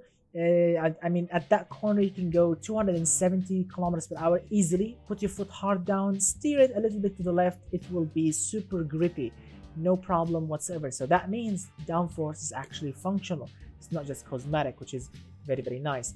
It looks sweet. It's not perfect, but it looks very, very sweet actually. Very, very cool looking car, and it definitely did the job well. 3rd place, not bad at all. All right, my friends, let's move on with the next car, which is, of course, it's called the HT something. So let's see, what is this HT? Here's the Fatherland, and let's see, where's the HT? Where are you? Here we go. It's called the HT Damienton DTM. HT Dimension. Oh my god, what the hell am I saying? Dimension. Oh my god, sometimes my mind just goes away. Okay, sorry about that. HT Dimension. Yes, Dimension. Sorry about that. Definitely sorry about that. So HT Dimension DTM. No. Dimension. HT Dimension DTM. Yeah, sorry about that. So yes, as you can see, it looks crazy with tons of stickers. So let's take a look. Yes, the brakes faded a little. Not faded. No. Not faded. They got hot. No. The brakes are really strong. No fading whatsoever. But they got really like they got warm. Like they got orange, little bit red, but not fading. No fading whatsoever, Mr. Sada. Right.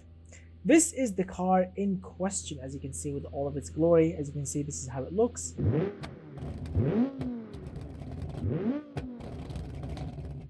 Yep, it's not perfect.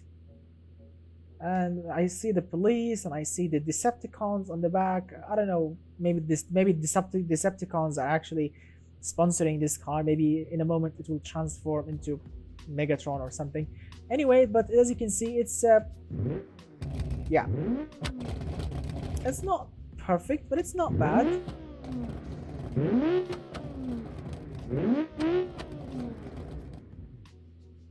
All right, so let's see what we have here. This thing is called the HT Dimension something.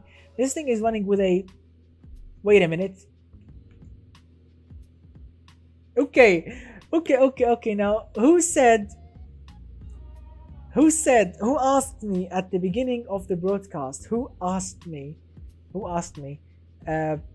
how many front-wheel drive cars we have? Who asked me at the beginning of the broadcast how many front-wheel drive cars we have? And I said 0 because I've completely forgotten about this thing. If you look closely under the hood, well, no rear differential, just an exhaust pipe that is going to the back or the side actually. Yep, this is a front-wheel drive car, my friends, with a ton of rear downforce. Hello, Need for Speed Underground 2.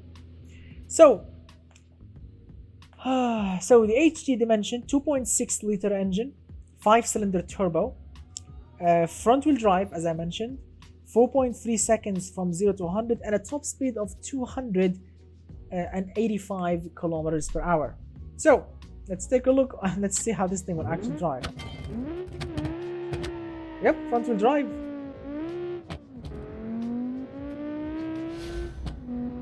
Maybe it will surprise us.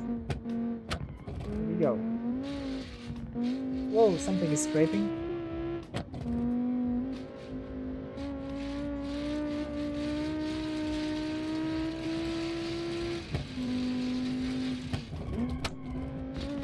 the steering is super fast. My goodness. The steering is super fast.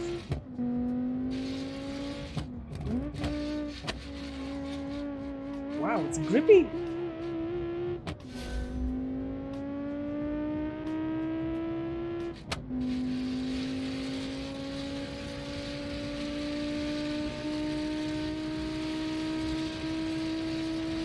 Downforce. Wow, look this thing is getting slow. This thing. Oh my god, what's happening here? Oh my god, look at the front lip. What in God's name is this? Whoa, what in God's name is this?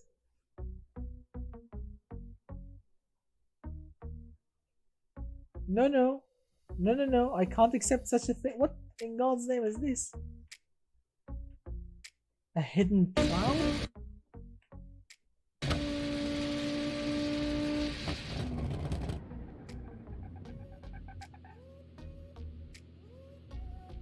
What? Where did it go? What? Is it like active downforce? Is it active downforce? Wait a minute. Second gear.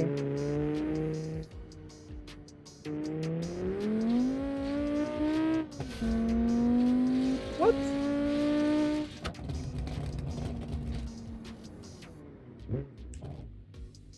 This is what this is BeamNG idea of active downforce.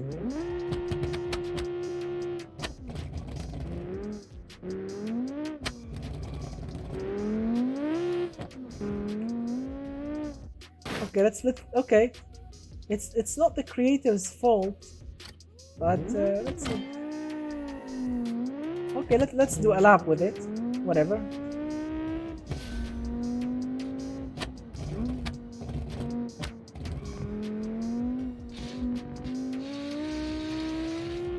Yes, transforming. Oh my god, yes. Decepticons are transforming.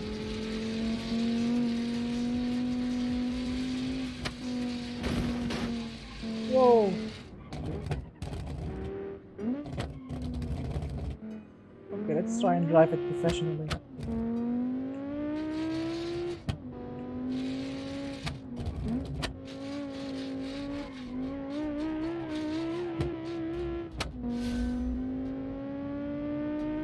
Here we go. Wow.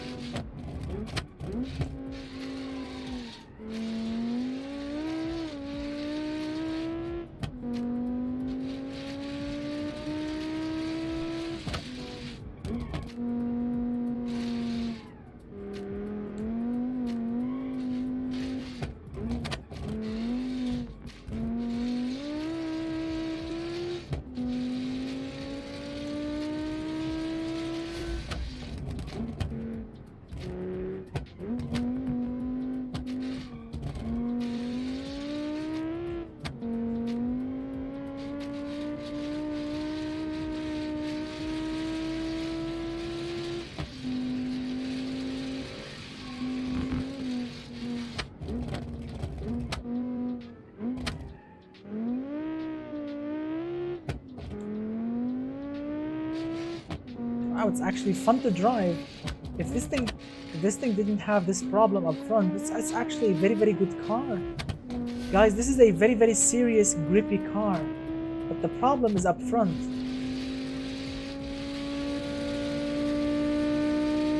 What the hell? You can't go to 5th gear. If I go 5th gear, it will be slow. If you go to 5th gear, it will be slow. It will start to slow down.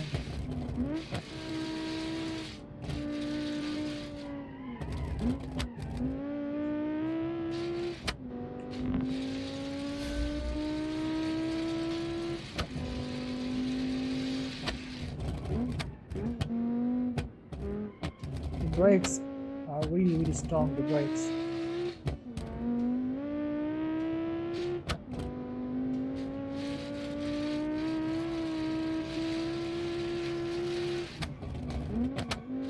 The brakes, guys, the brakes are supremely strong.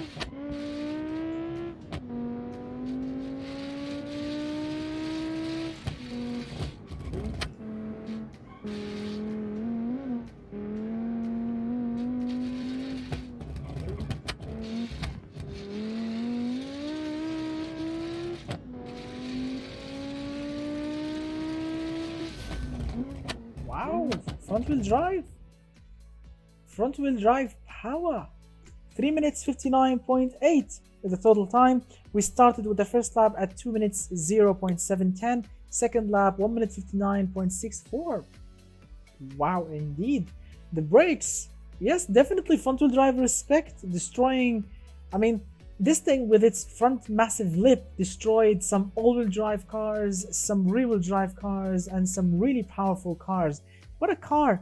My God, guys, this thing has a lot of potential, but unfortunately, there's a problem up front with this lip. I promise you guys, if the creator can fix the front lip problem, this thing will be a serious weapon, because as you saw on the straight line, I couldn't shift to fifth gear, because if I go to 5th gear, the car will slow down. It will start to lose speed because it's just scraping hard, basically, or eating the tarmac, as you guys saw.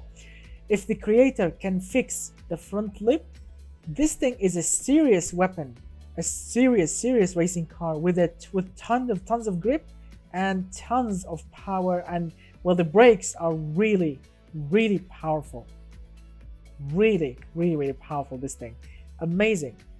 What a car! It's front-wheel drive and has all that power, and it's actually pushing all that power nicely to the ground. Amazing. What a car indeed. Yep, what a car indeed. I'm actually very stoked with this thing. Yeah, also, yes.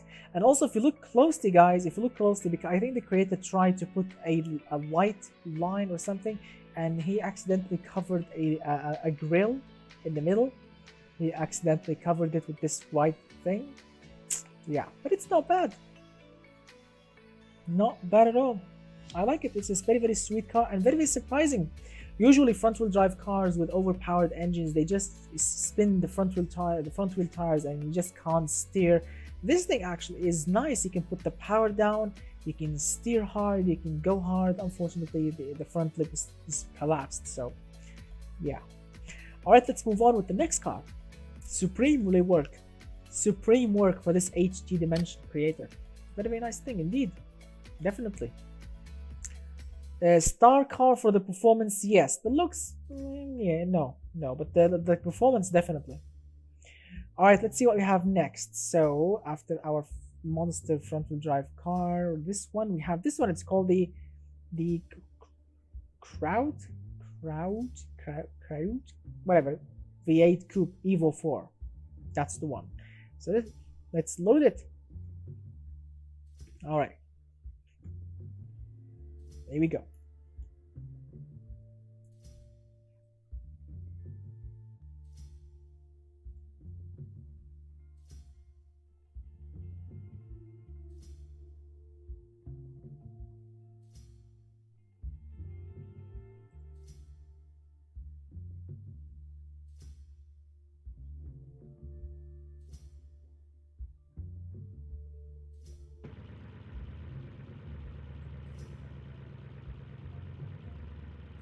All right, a moment, just a moment, gentlemen.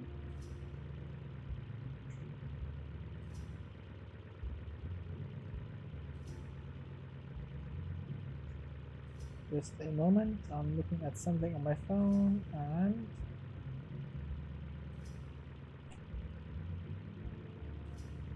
here we go. So let's see what we have here. Now this is a serious looking car, as you can see. As you can see, definitely a serious looking car. As you can see, we have the crazy white dashboard for some reason, and we do have a racing interior and a roll cage and other sweet stuff, as you can see.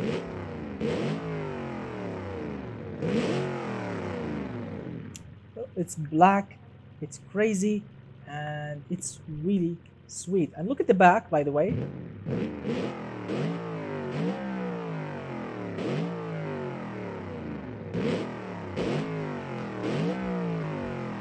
Yeah. Middle exhaust. Okay, so what we have here, it's called the yes, it's called the Kraut, whatever. I hope I'm pronouncing it correctly. 530 horsepower. Yes, my friends, 530 horsepower, 4-liter V8, all-wheel drive. Let's see, 5-speed gearbox, 3.2 seconds from 0 to 100. Top speed 268 kilometers per hour. All right, let's see. Kraut. Okay, Kraut. Okay, thank you. Let's see.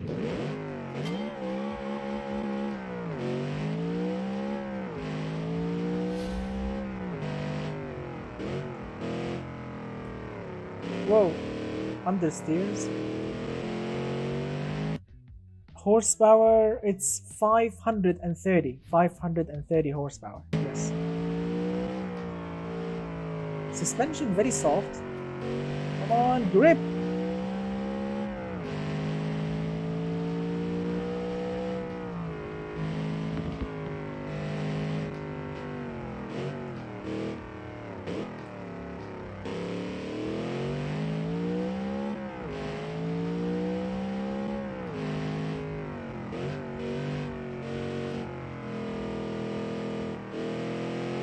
My God, understeers and soft suspension.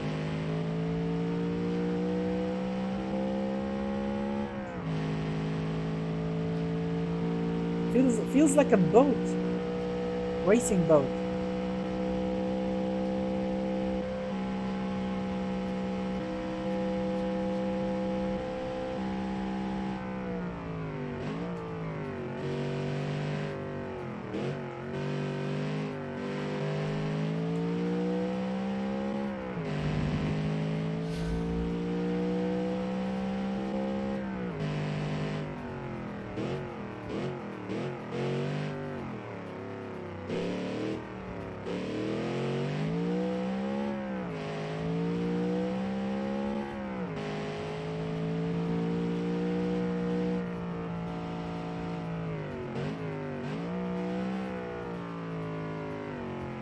Come on, steer, you bastard.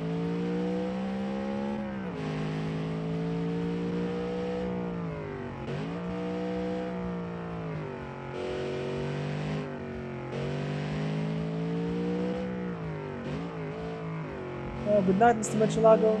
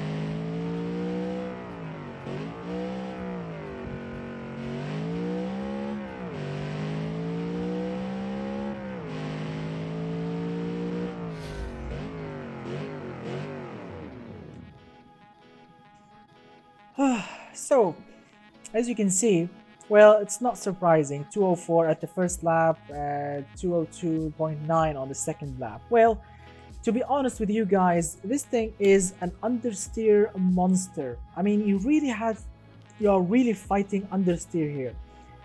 The power is good, the gearbox ratios are good, but the problem with this thing is grip and suspension. First of all, the suspension feels really soft, like a boat, basically. Second problem, look at the ride height. Yeah, definitely a boat. It's not really a racing car. Racing cars are really close to the ground. This thing is, I mean, look at the ground clearance.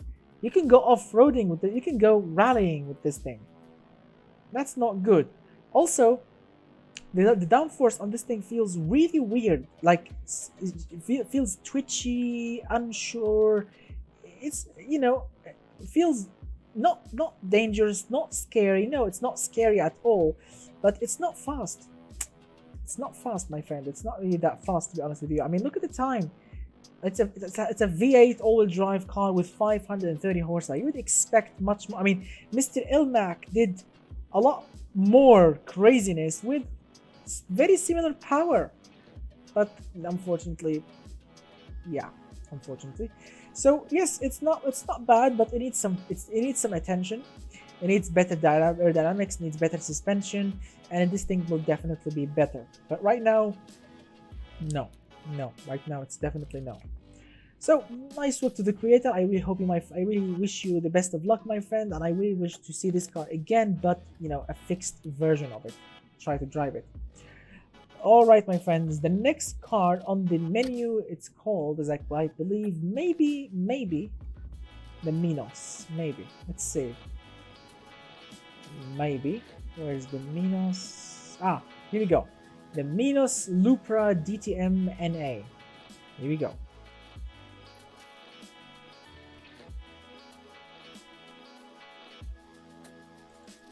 The Minos, my friends, get ready because this is gonna be crazy. And I mean it, really crazy, because you wouldn't believe, guys, you wouldn't believe what's going on.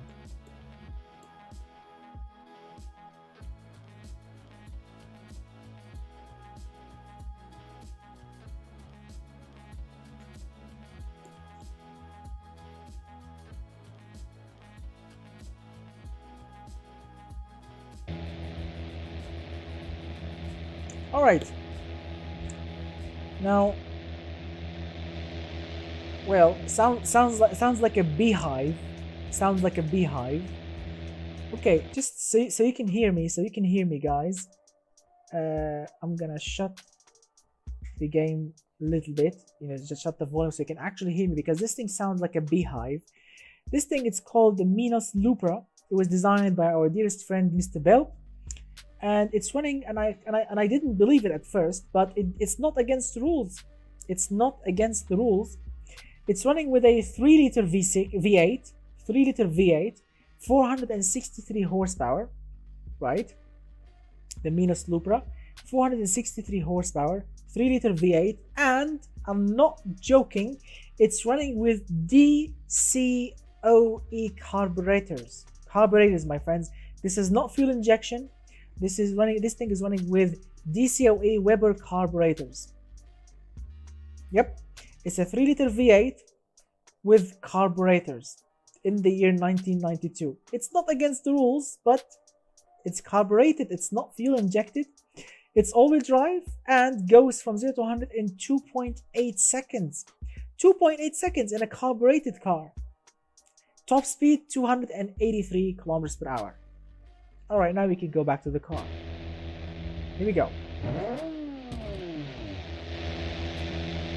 Yep, carbureted, I promise you. As you can see, it looks very special. Very, very special livery on the side. Very special, unique body.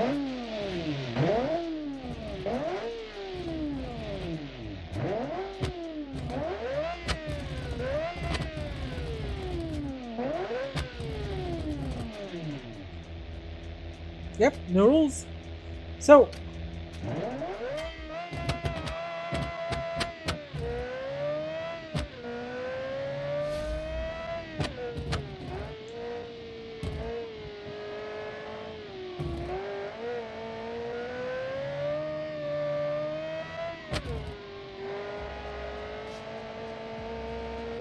carburetors. Wow.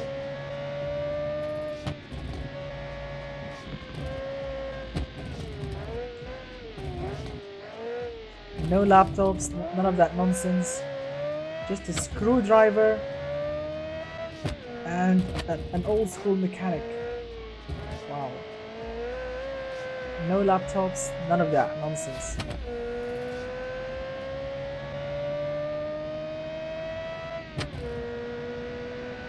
Old school power.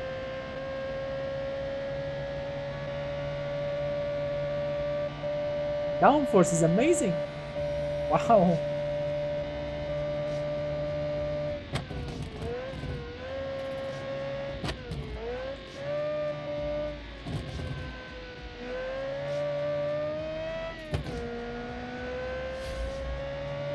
It's a flat plane V8.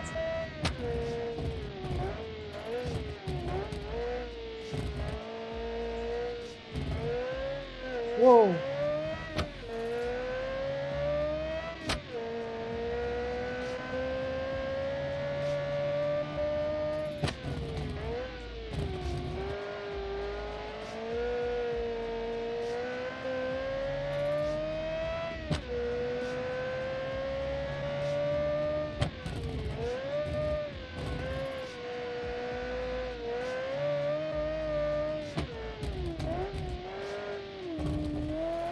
A serious car.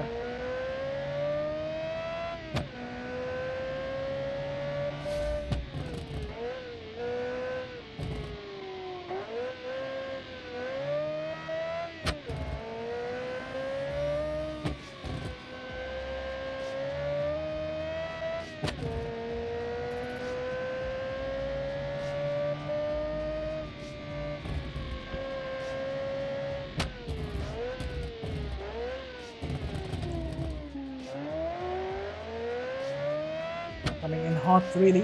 Sorry about that.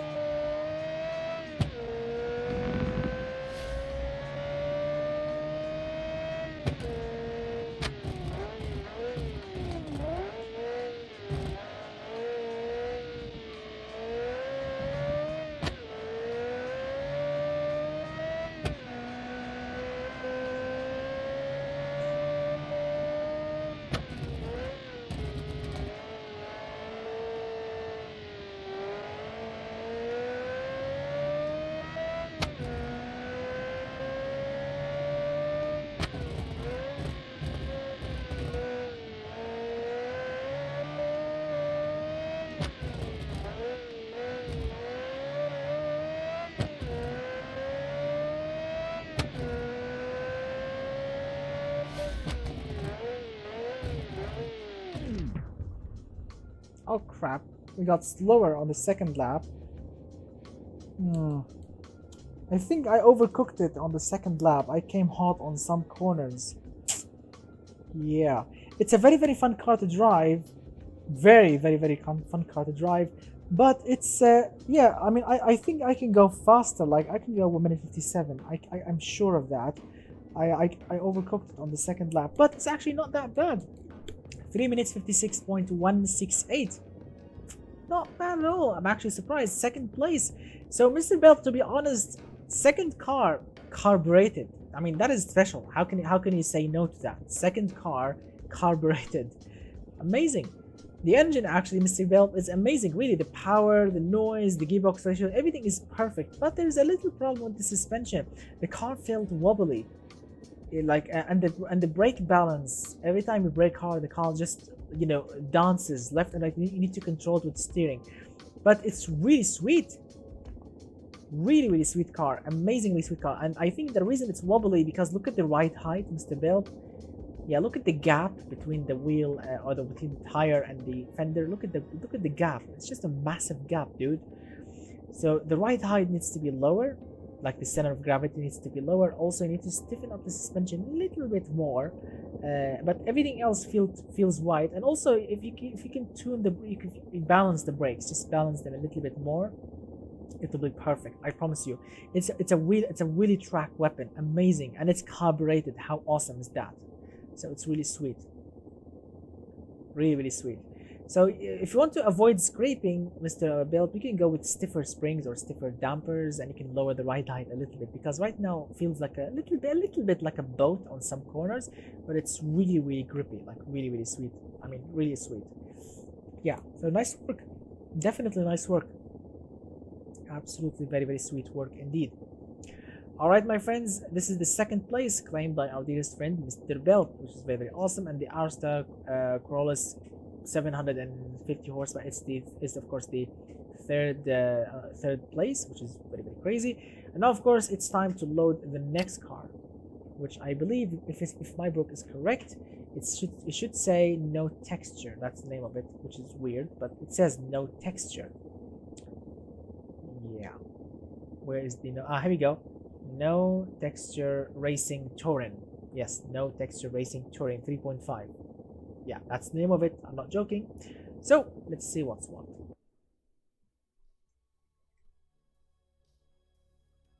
Disqualifying cars in the what do you mean in what that are in the rules?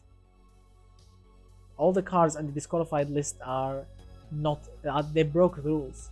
They are overpowered. They are wrong weight, wrong parts, oversized engines. Yes. So the next car, my friends, it's called the No Texture Racing Touring. That's the name of it, as you can see in orange in all of its glory. 400 horsepower. Sweet. No, 400 horsepower, 3.5 liter, 5-cylinder engine. Naturally aspirated, dudes. Yes, 3.5 liter, inline 5, naturally aspirated engine. All-wheel drive, 4.5 seconds from 0 to 100. Top speed, now this is pathetic, unfortunately. Top speed, 228. Yeah, only 228, which is very slow. Also, as you can see, it looks nice. It looks very sweet, like really settled. There is nothing crazy going on, which is very nice. I like it. We have a rear wiper, front wipers, and all. Very sweet. So let's take a look.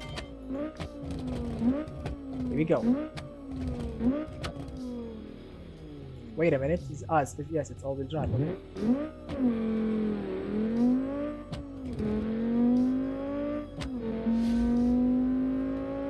The engine is mounted in a transverse way, which explains the no center grip, no center diff. Well, it's a bit understeery.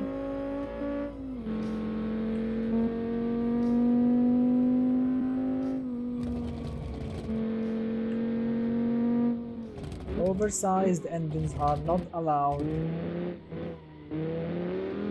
Oh, budgets.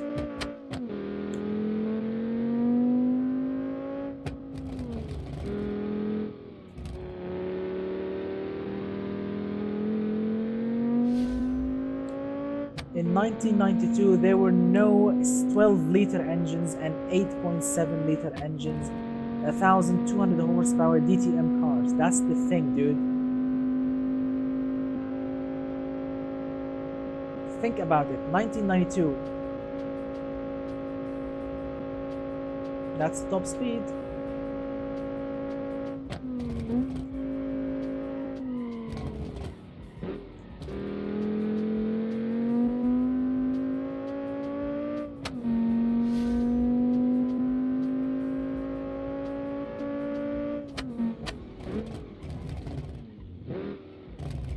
Wow, the brakes are really strong.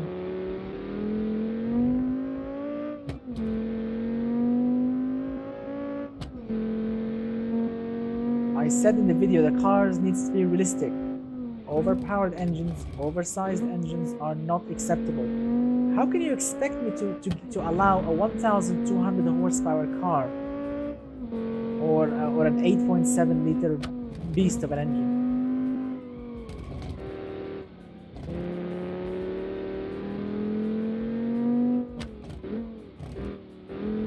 as Mr. Man said, it's not in the theme of the 1992 DTM Racing. I told you in the video, Google, watch cars, watch videos, get inspired. Don't give me something out of shape. Don't give me something not real. How can you get me a 12.7 liter engine and you expect me to accept it?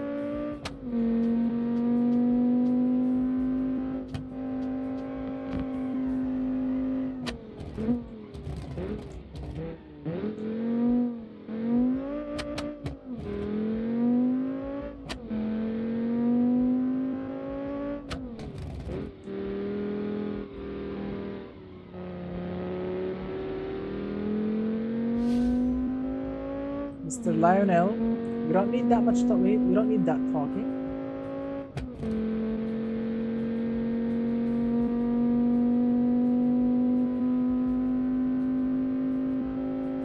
Better luck next time, my friend.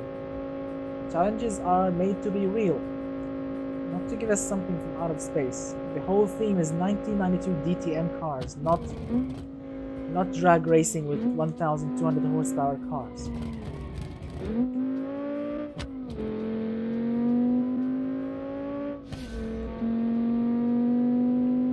Again, this is 1992 DTM, not drag week with 1,200 horsepower engine.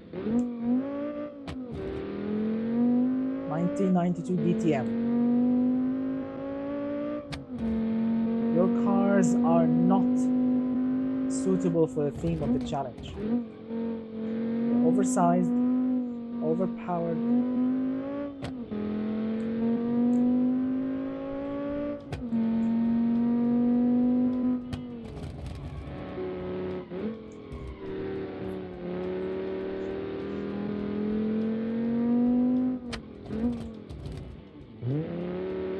As you can see, this thing is an understeer monster. Yep.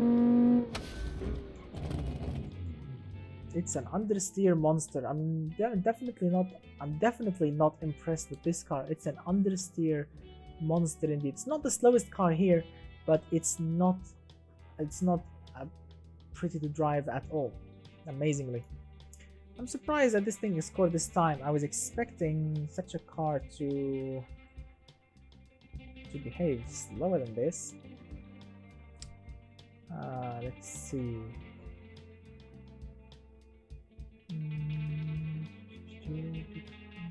Let's see here.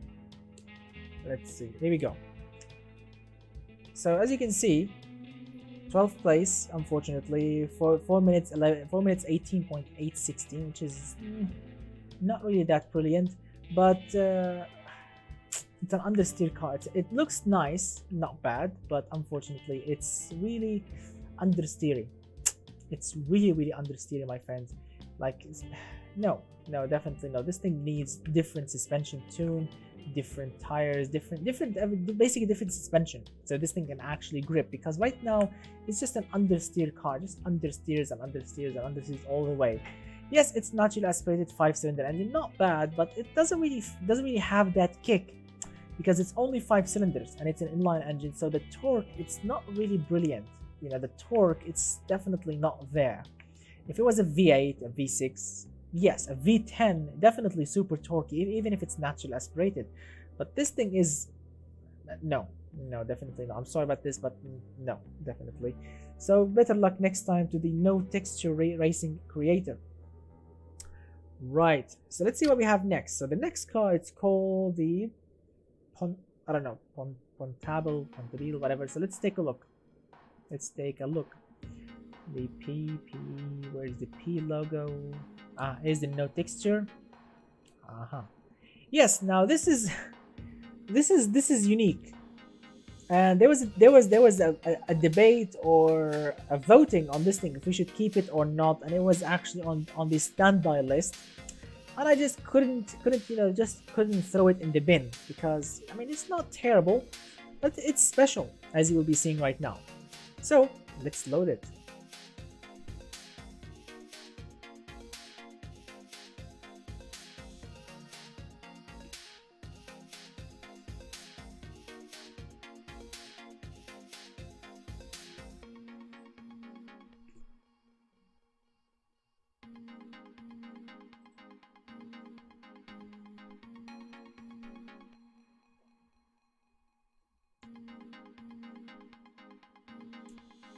on the previous broadcast, Mr. Sava, on the previous broadcast.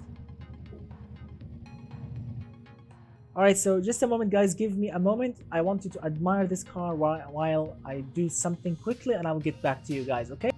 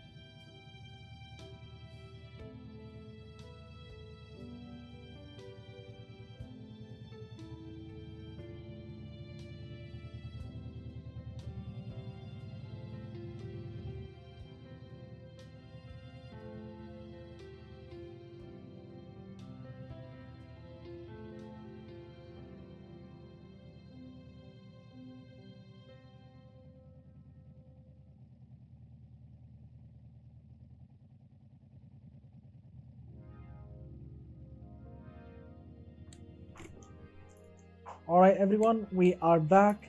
So I'm looking at your comments, and I'm seeing that some of you guys asked what happened to the standby cars. Well, all standby cars were accepted, all of them, on the book. All the cars that were on the standby list, all of them got accepted. So yes, don't worry about it. All of them got accepted.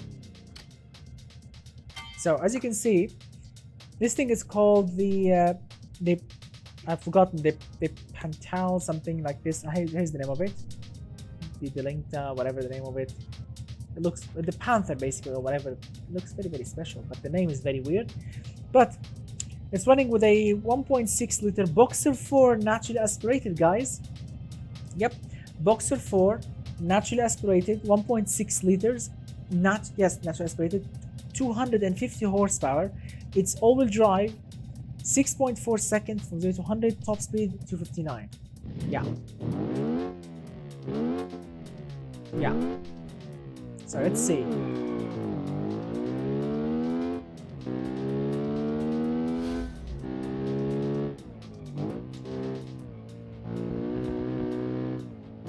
a sports car. It's not really a racing car.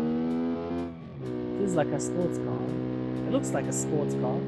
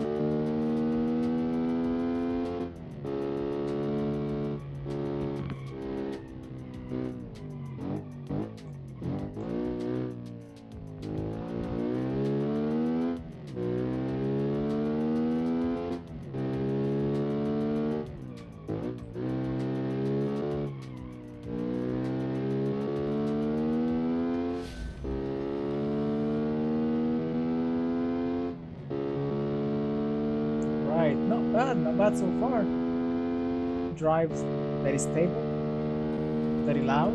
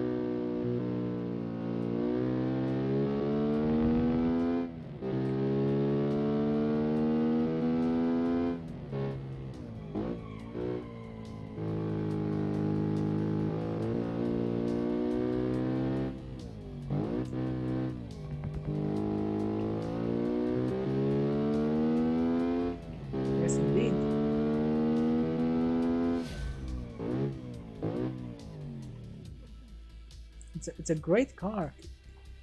It's a very great car indeed. I mean, it's not the fastest one, but it's actually the really most stable one. This thing felt really stable, guys. I mean, definitely the creator definitely found the perfect balance between, you know, grip and power. Yes, it's only running 250 horsepower, but it's actually a crazy high revving engine, like 10,600 RPM limit, which is crazy. And it sounded not terrible. It sounded actually pretty sweet, and it felt like a sports car. That didn't feel like a racing car. It felt like a sports car, a very well, you know, very well balanced and sweet sports car, which is amazing, really. So it's not bad. It's not bad at all, you know. for 250 horsepower. This thing is not the slowest car. As you can see, it's in the 11th place. This thing demolished much more faster and, you know, more powerful cars, as you can see, which is very crazy. Absolutely sweet. I mean, such an amazing car. Looks great. I love those 90s tail lights. Really sweet. The sleek looking, you know, the rear diffuser and the crazy livery on the car. Very 90s and very sweet at the same time. I like it. Such a great car. Such a sweet, well balanced car indeed. Alright, let's take a look on what we have next. So according to my book, the next car actually is a star of the show. Very well done indeed. Nice work to the creator. Nice work indeed. Alright, the next car, this thing's supposed to be a star of the show. Very sweet car. Because, well, look at it. My friends, this is the Phonix MS3 GTR number 13. Yeah. You definitely know what kind of a star, what kind of a livery is this, what kind of a car is this. But we need to remember something important here. The creator told me that if the car crashes, if BeamNG crashes because of this car, we need to use we need to use the second file that he sent me, which has no liveries, because apparently this thing with so much livery on it, so much fixtures, the BeamNG is crashing on his computer. So let's cross our fingers and let's load it.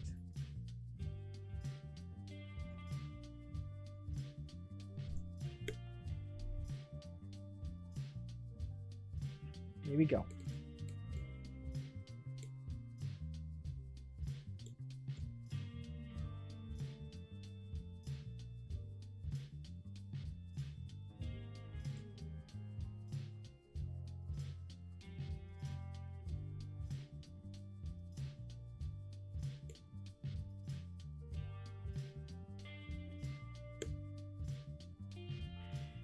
It's gonna take a while to load. Obviously, it's not a light car. It's not a light file.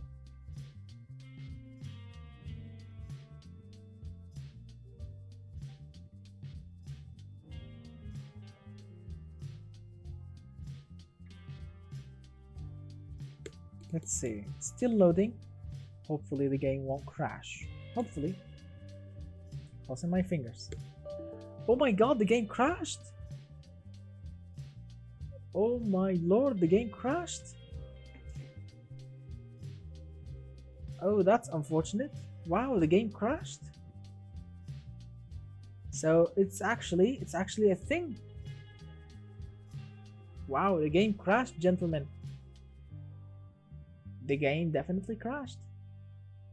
All right, let's see the second file then. Wow, that is unfortunate. That is really unfortunate. All right, let's drop in the second file quickly. Here we go. Where's Wow, that is really unfortunate that this thing actually crashed. Here we go.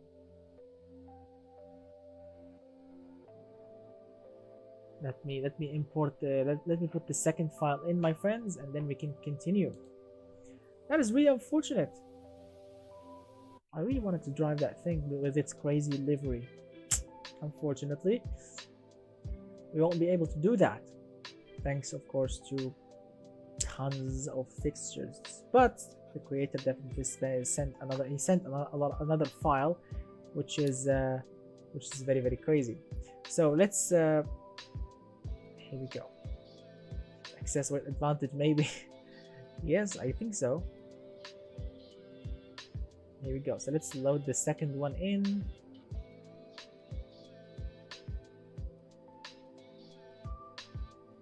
Yeah, here we go. So the second file is in. It's called the Phonix for some reason.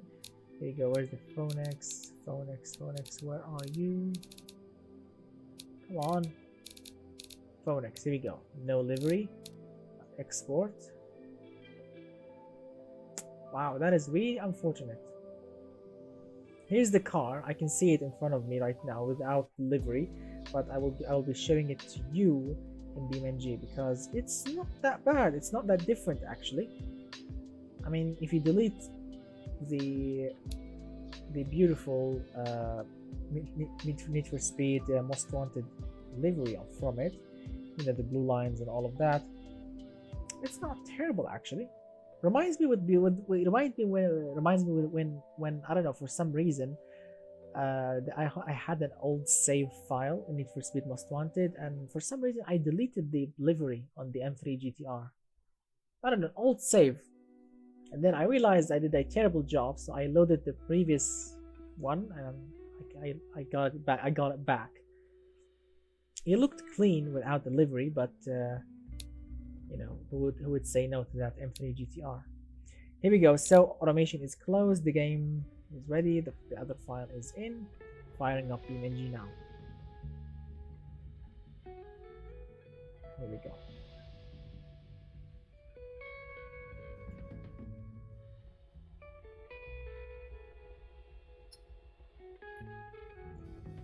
All right, here we go. We are back, gentlemen. Let's load the same track again, same everything. Here we go, automation, full racetrack. Here we go. Now let's search for the no livery file.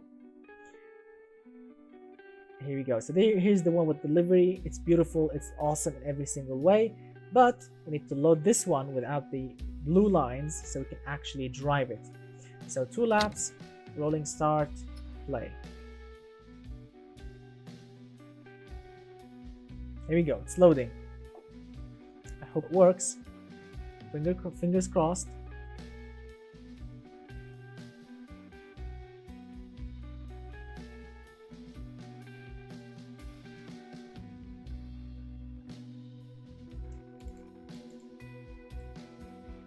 Alright gentlemen, now this is going to be exciting. What we have here is a 3.5 liter V8, naturally aspirated, 493 horsepower. It's rear wheel drive, 4.3 seconds from 0 to 100, top speed 328.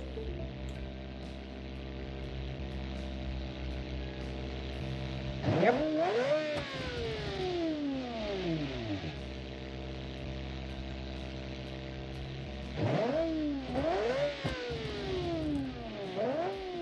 Here is the car with all of its glory.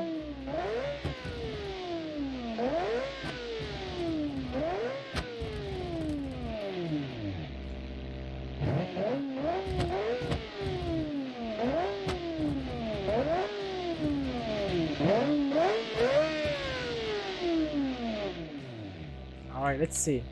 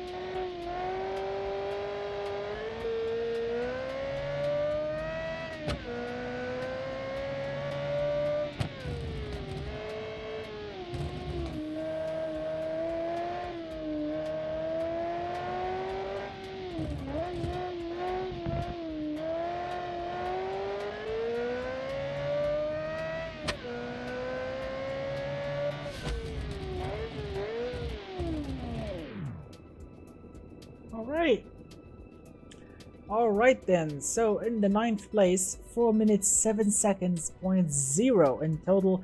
As you can see on the first lap, we did 2 minutes 03.9. Second lap, 2 minutes 03.026, which is like nearly a second, 1 second faster, which is not terrible at all. So faults with this thing. First thing, it looks beautiful, yes, especially with the livery, but unfortunately we couldn't drive it because BeamNG said no.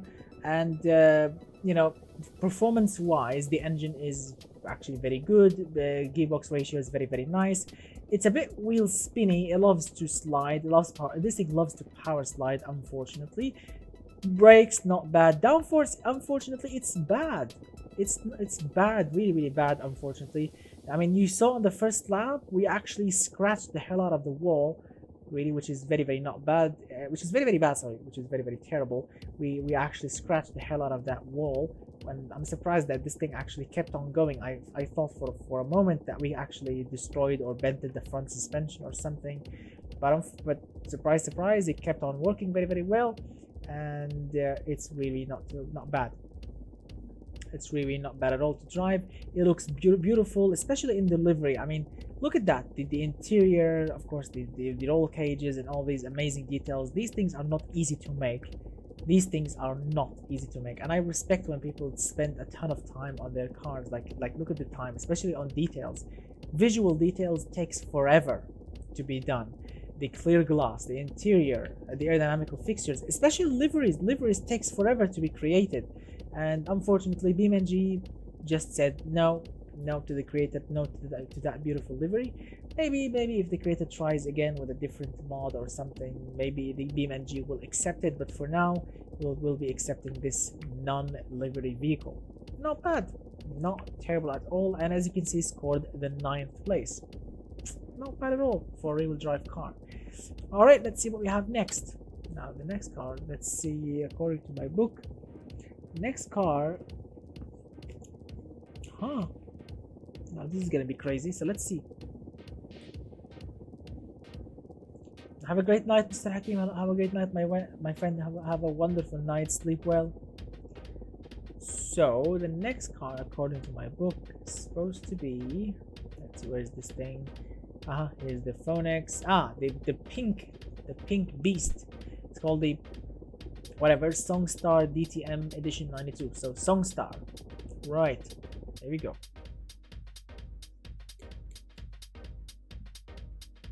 Songstar pink DTM car, there we go.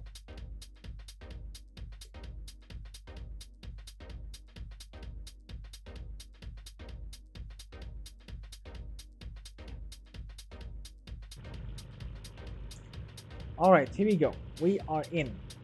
So my friends, what we have here, let me get my book. Here we go. So what we have here is the Songstar Pink DTM. It's running with a 350 horsepower, 2.5 liter engine. It's a V8, naturally aspirated.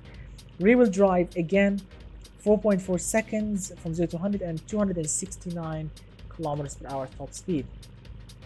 Now, as you can see, this is the car with all of its glory.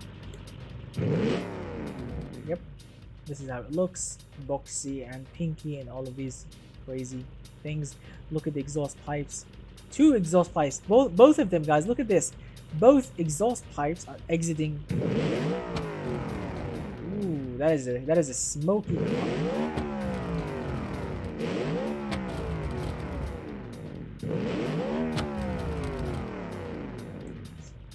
Smokes like a diesel.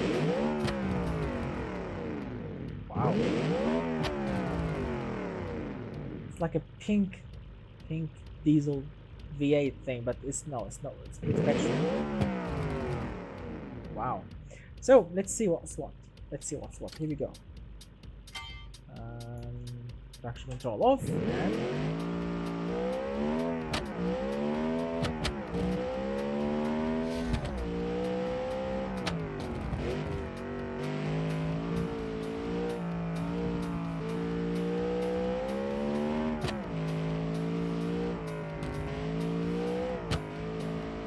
Wow, it's rear-wheel drive, yes, but it's on the steering and grippy.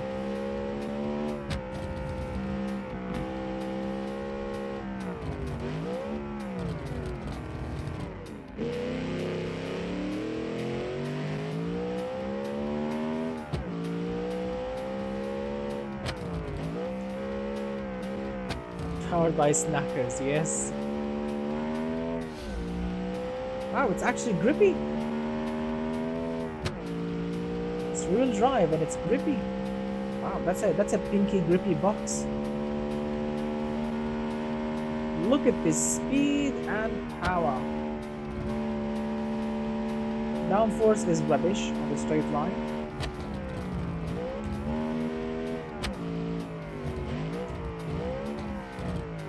Slow down.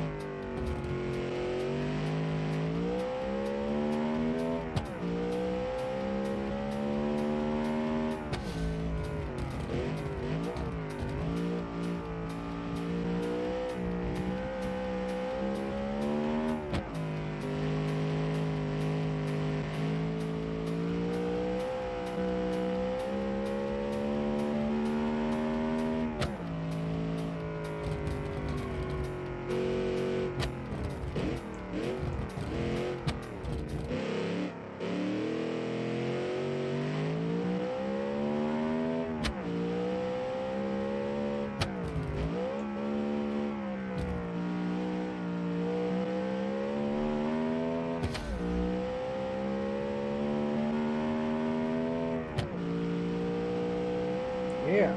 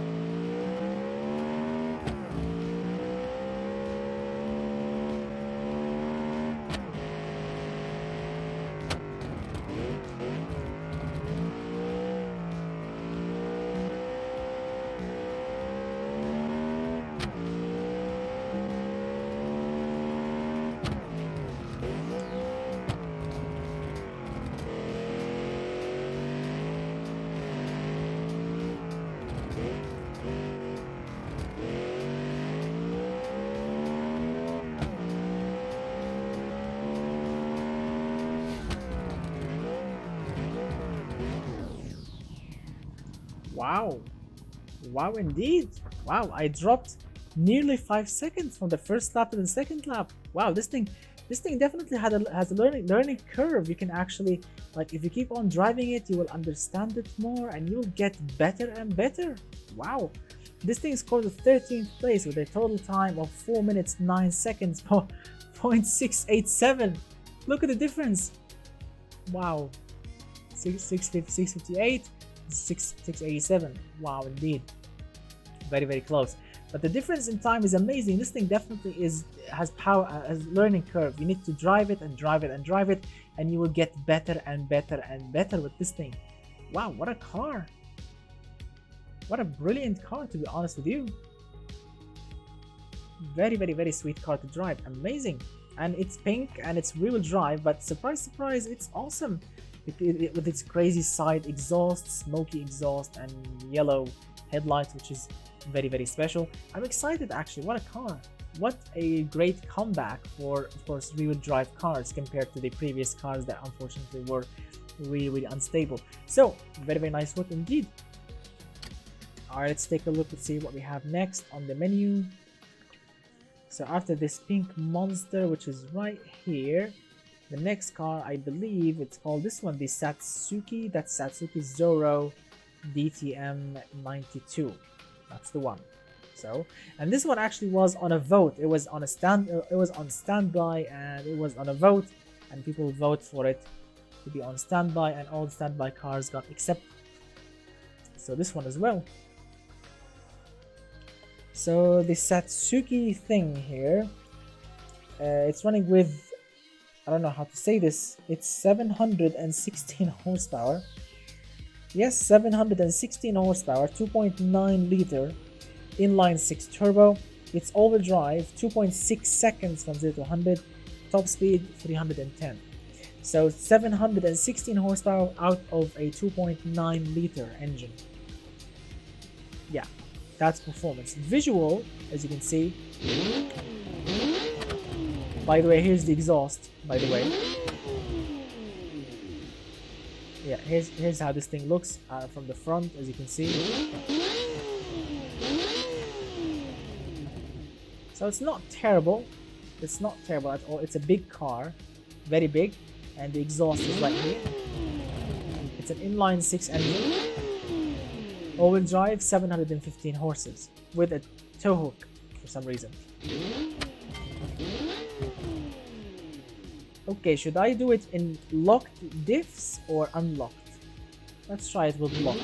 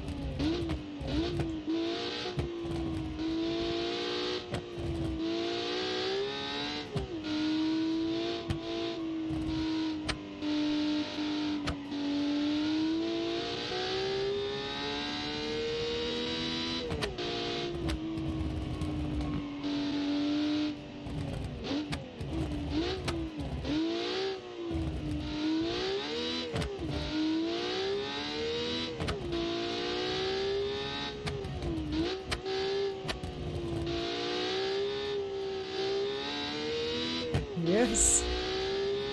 Yes, Alex. Yes, yes, my dear friend.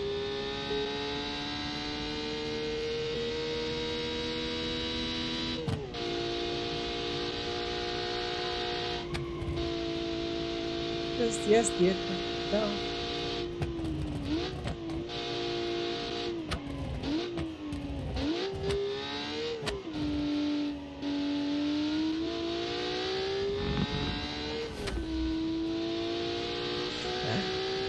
Oh boy. Soon. Da, soon, yes. Niet spite. Spite, niet. The end, very soon. Okay? Niet spite.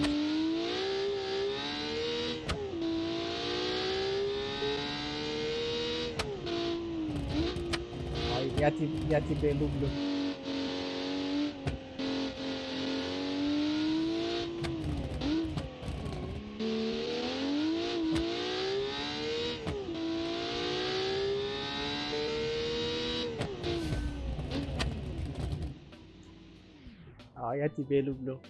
Alright, gentlemen, so as you can see, or alright, everyone, as you can see, what we have here is, well, it's a 1 minute 58.7 on the first lap, 1 minute 57.219 on the second lap. We improved by 1.5 seconds exactly. Now that is really awesome. With a total time of, let's see, where is this thing? It's it's in the second place. Wow, I didn't notice that.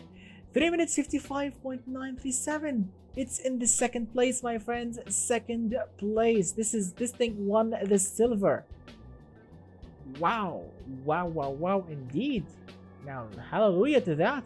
From its inline 6 engine, very crazy. 3 minutes 55.937. Such a green big monster.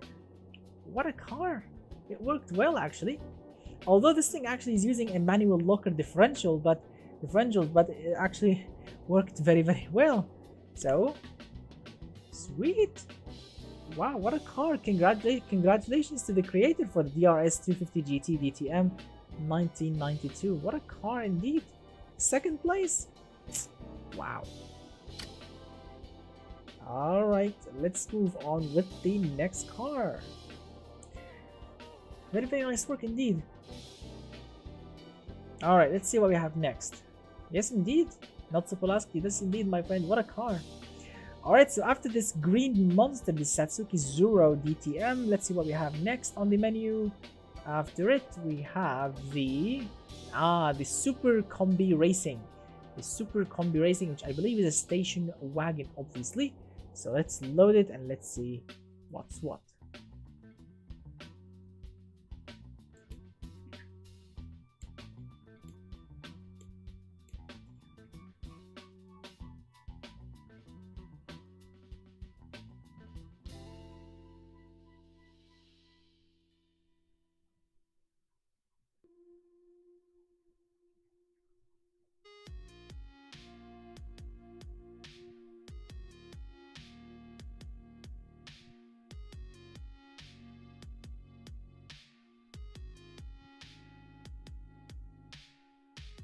Yeah.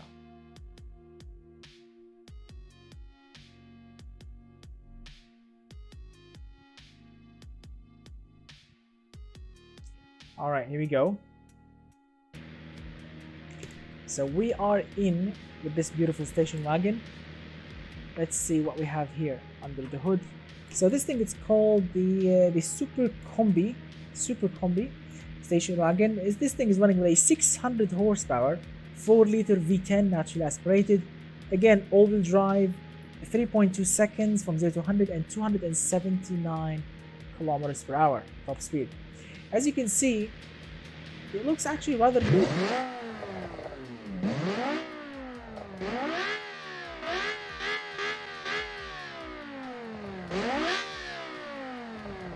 Yeah. So, let's see.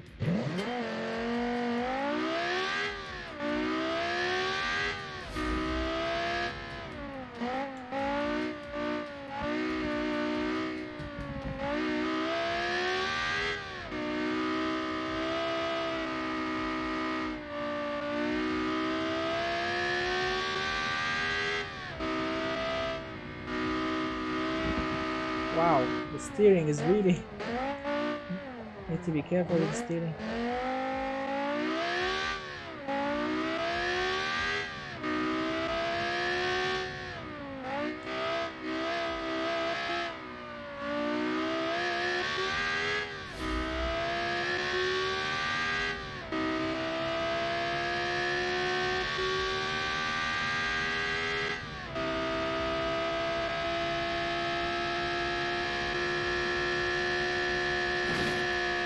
Whoa!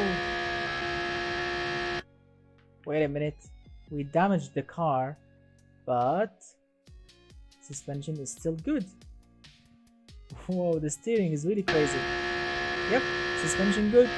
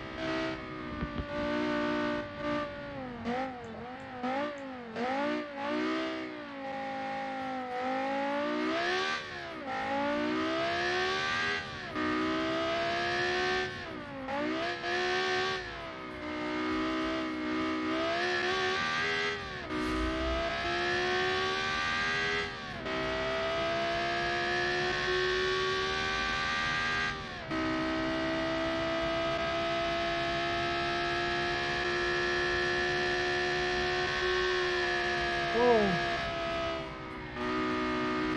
What the hell?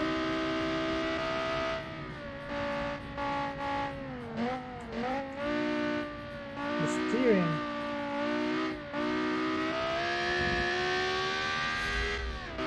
There's so much downforce.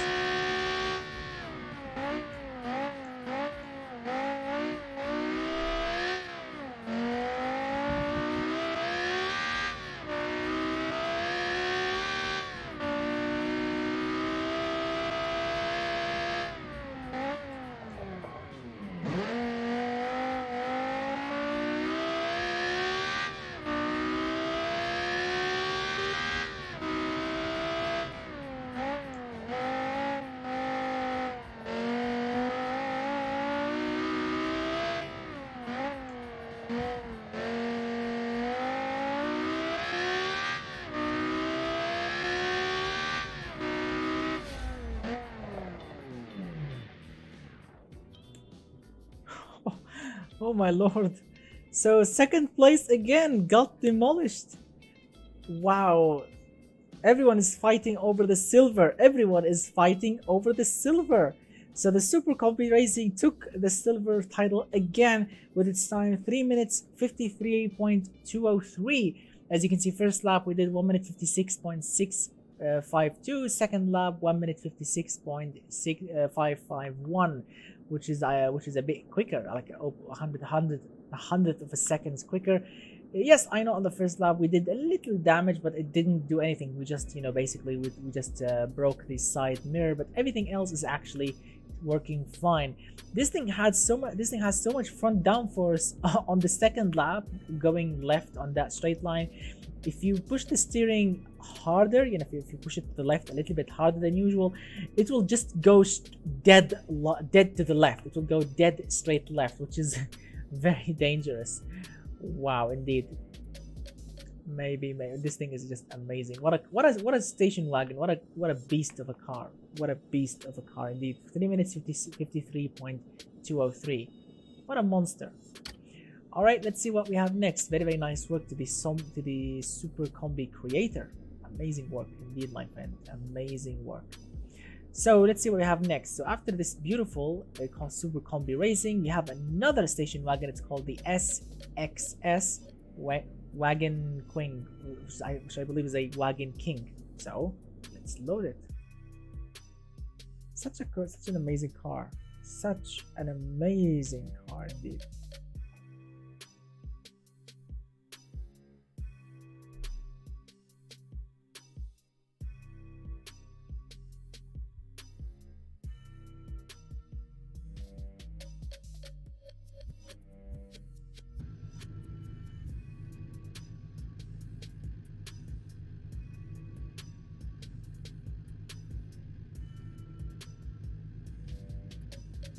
moment, my friends.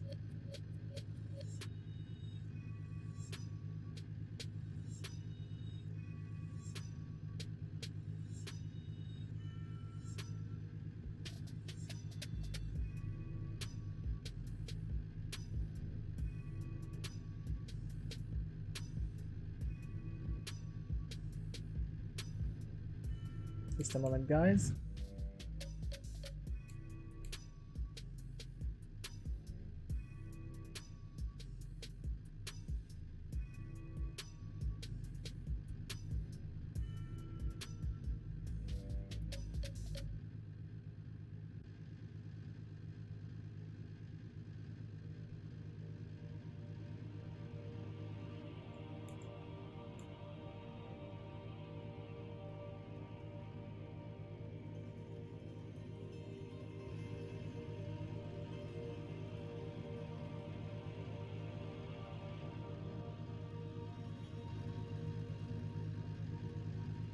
Just a moment, my friends.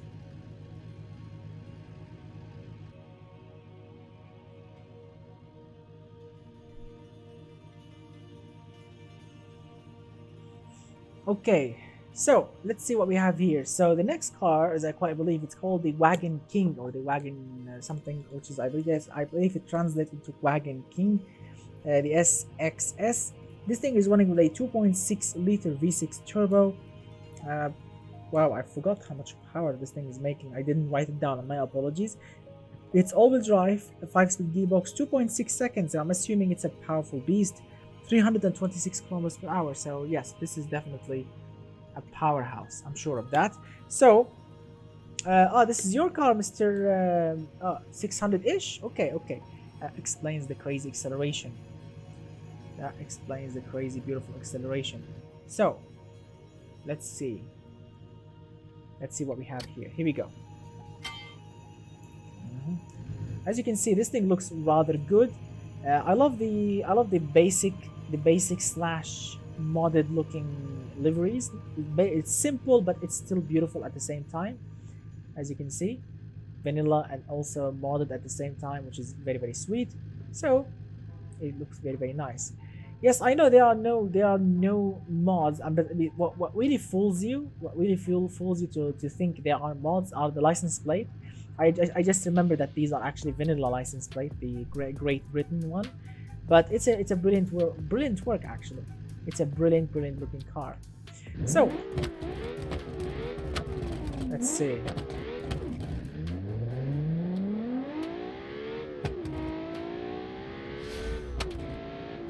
I love the single exhaust pipe. It's like a cannon. Oh.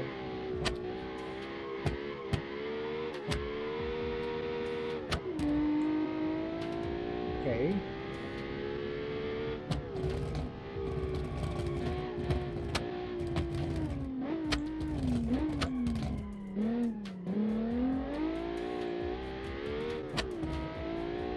Hello, Alex.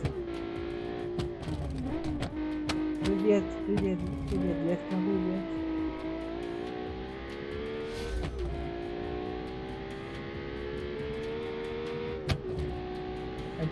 Internet, хорошо internet.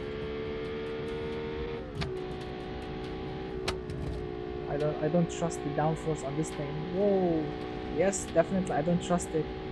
There's a lot of front downforce, but not much on the back.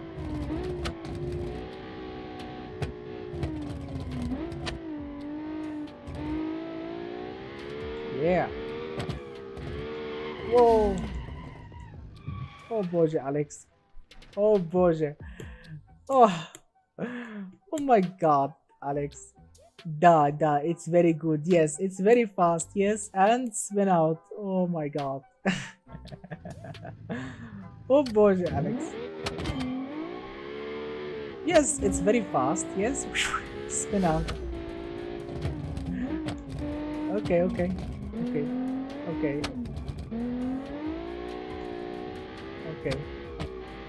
Давай. No. After. الماس ده يا ياتي بيلبلي.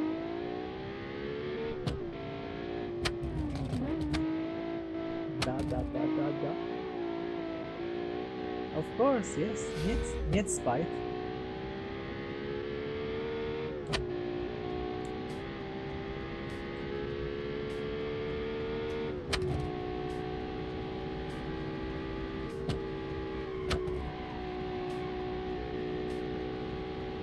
Yes.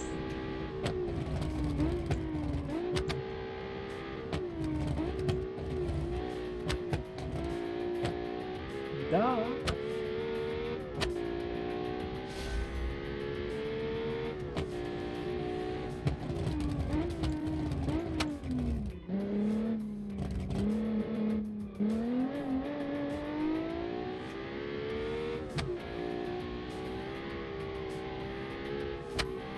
Очень хорошо, very good. Of course, да. Да, yes.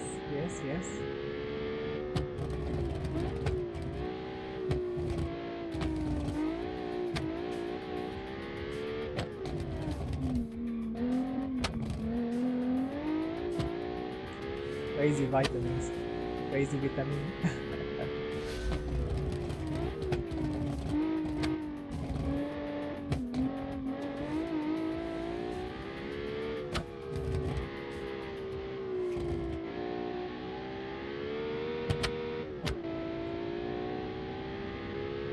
Yati Belublu.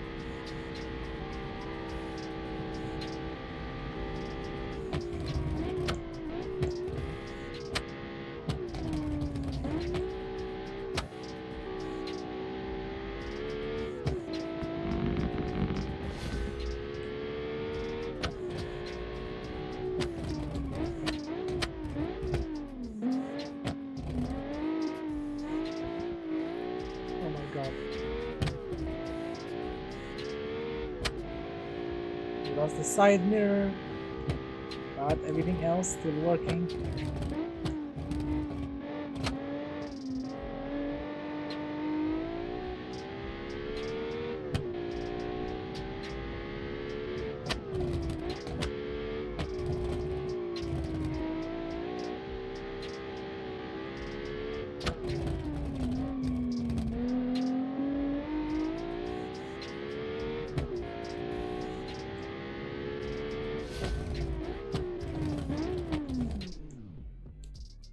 Wow, indeed, third place.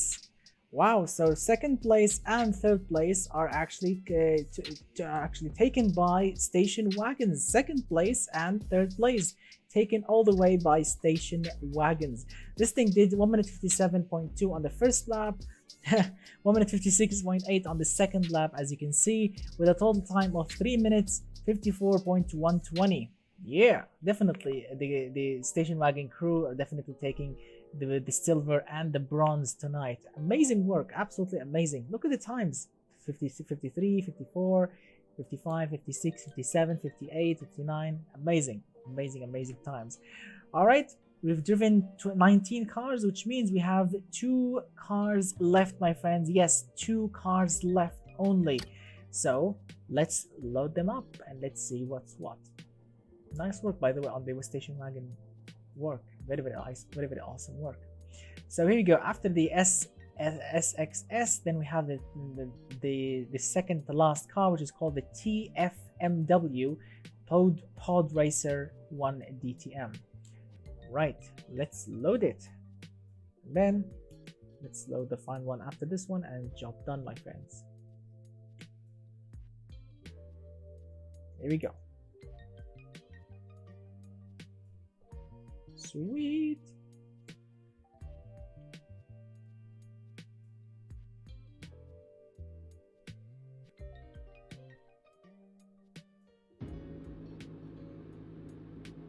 Oh. All right, my friends. So the second to last car, it's called the TFMW Podracer. This thing is running with a 4-liter V6, naturally aspirated. It's rear-wheel drive. Again, no idea what kind of power. For some reason, I didn't write them down. My apologies. 5.7 seconds from 0 to 100. Top speed 260. So it's not the most powerful V6 ever, but it's good enough. As you can see, the car looks really not that bad. It says there's a German flag on the back here, as you can see. Here's the engine with all of its glory. All right.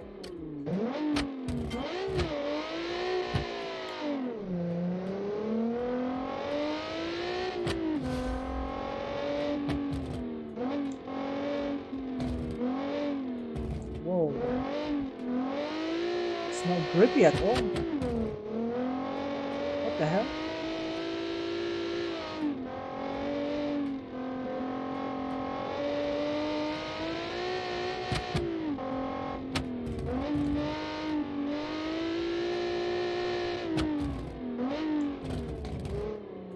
Wow, doesn't feel like a racing car at all.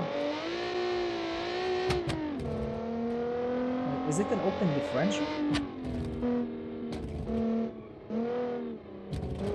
My god, no grip. Suspension is so wobbly.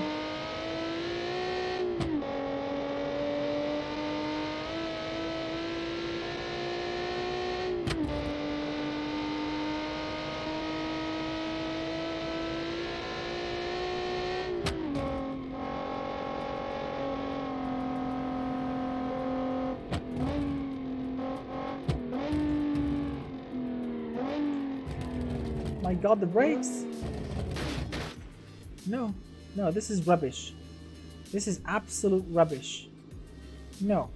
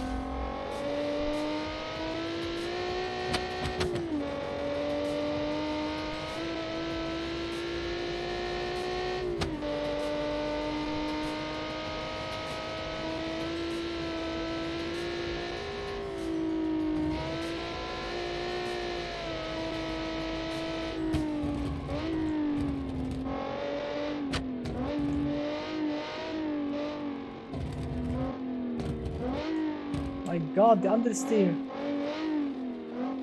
No, this is rubbish.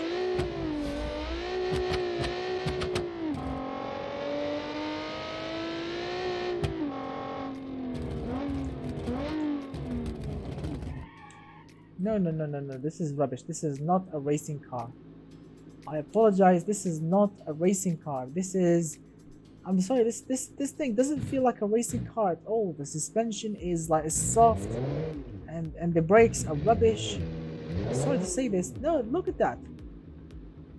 It's a soft car. I apologize, but it's not tuned like a racing car. Yep, yes indeed. I'm sorry, this thing will get a DNF because it's not tuned like a racing car. The suspension is so soft. The brakes are not well. The downforce is useless. This is just a car. This is just a regular car with a powerful V6. That's it. It's like an engine swapped car with fake carbon fiber stuff. My apology, but no, I'm sorry. This thing will definitely.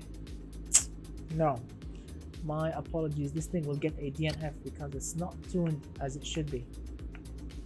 My deepest apologies, but this thing is not tuned like a DTM car. It doesn't feel like a racing car at all. My apologies. All right, let's see what we have with the final car. So the final car tonight is supposed to be this one. It's called the Tiburon C26 DTM. Right. My apologies to that car creator, but it doesn't feel like a racing car at all.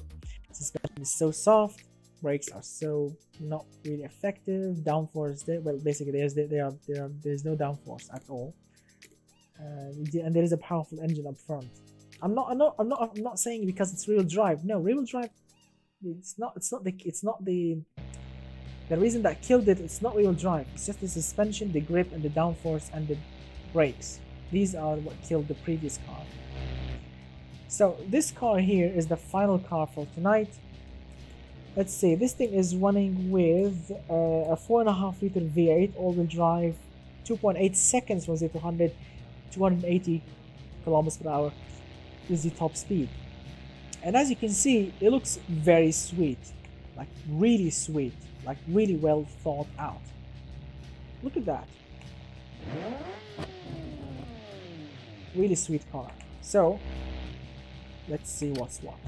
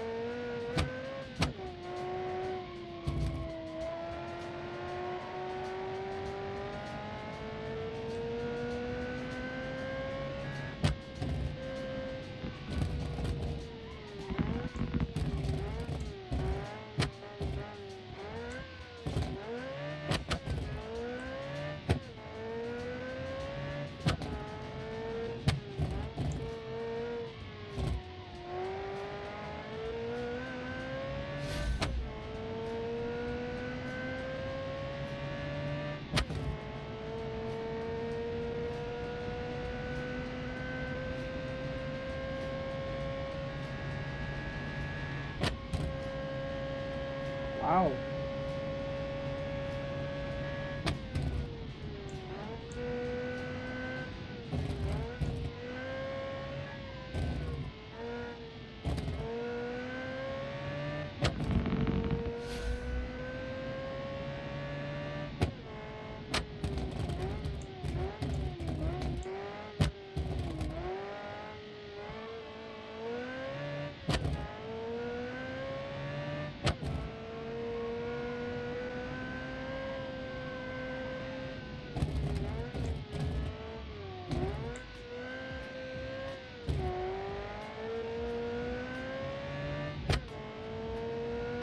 Yeah.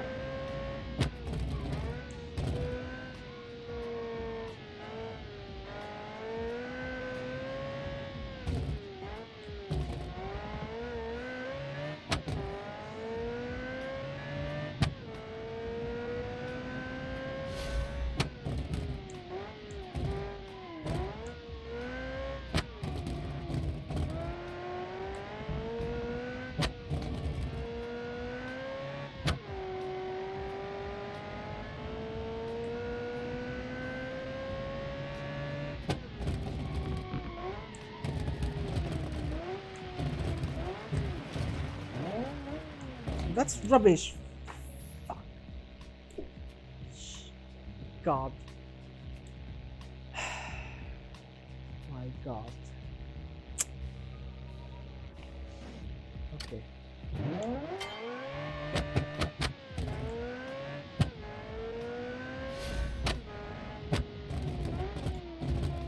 Let's try again.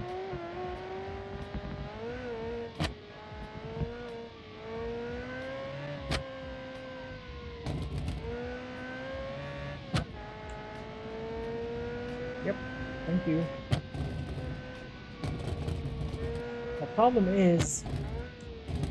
with this thing is it's so understeery at high speeds. On low speed it's really sweet, but on high speeds it's just There is no steering at all.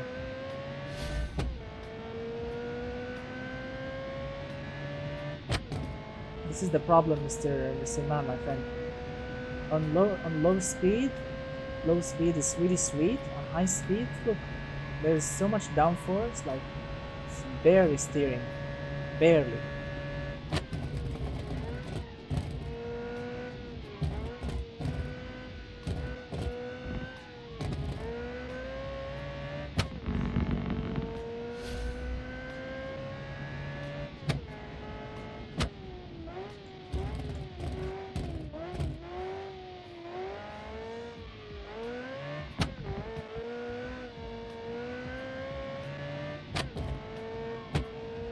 Yeah. Very interesting, yes. Different shape mirror.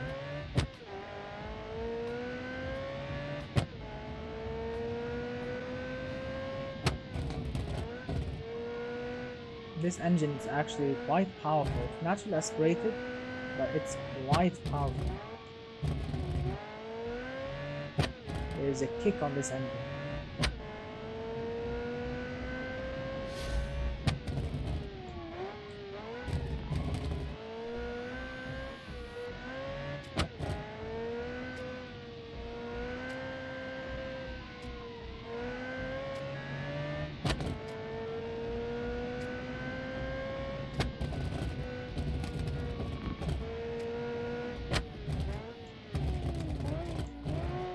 Yes, I love the natural aspirated response. It's because it's immediate.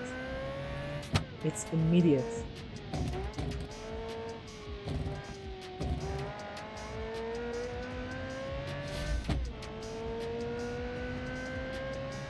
The torque is immediate, the power is immediate, acceleration is amazing.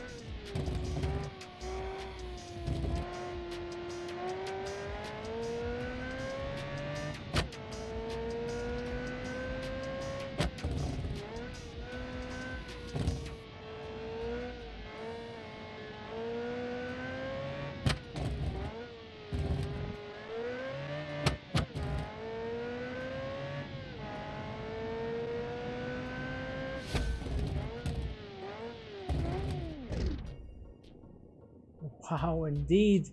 Second place again.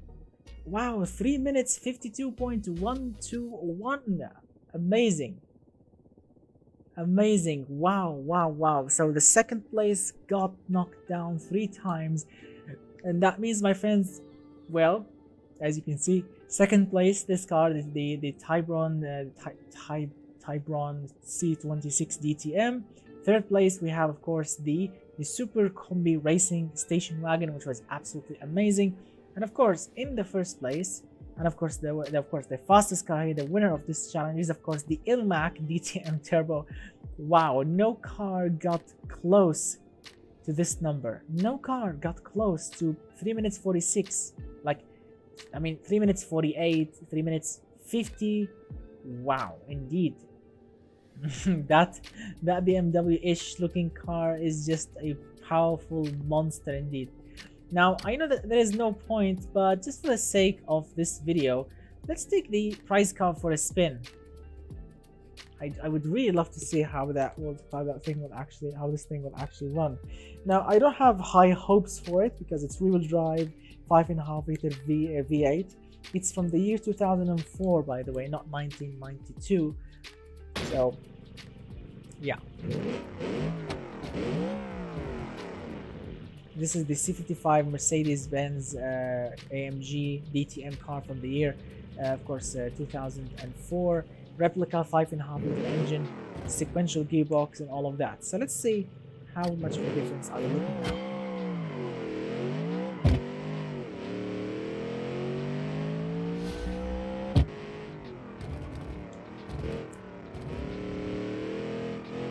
It's not the fastest car here, but I just want to see how much of a time this thing will achieve.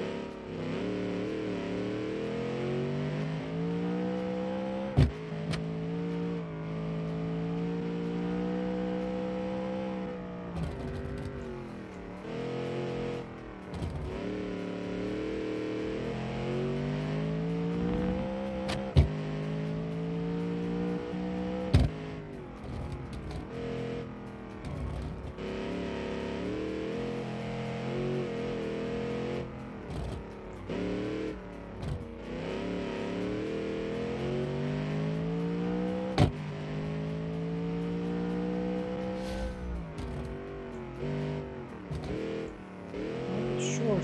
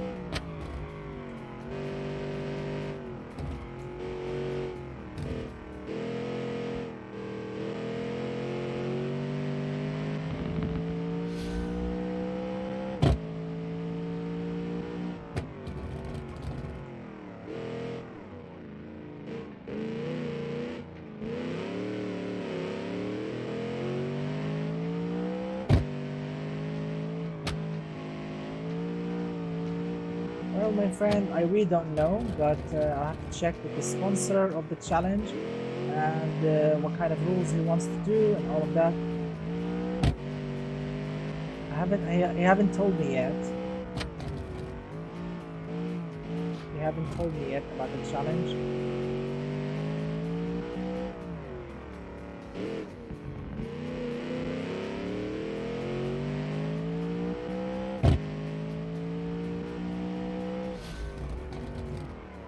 Wow, I got slower. Wow, that's rubbish. So 1 minute 59 then, 1 minute 59.3. Okay, that's not bad. 10th place. Okay, that's not bad at all for a rear-wheel drive V8 monster of a V8 of a car. Look at that. I mean, Mr. Murcielago definitely did a wonderful work with the under tray. Look at the under tray. Everything is hidden under there. Like you can see nothing, no gearbox, nothing. Everything is hidden on this Mercedes body.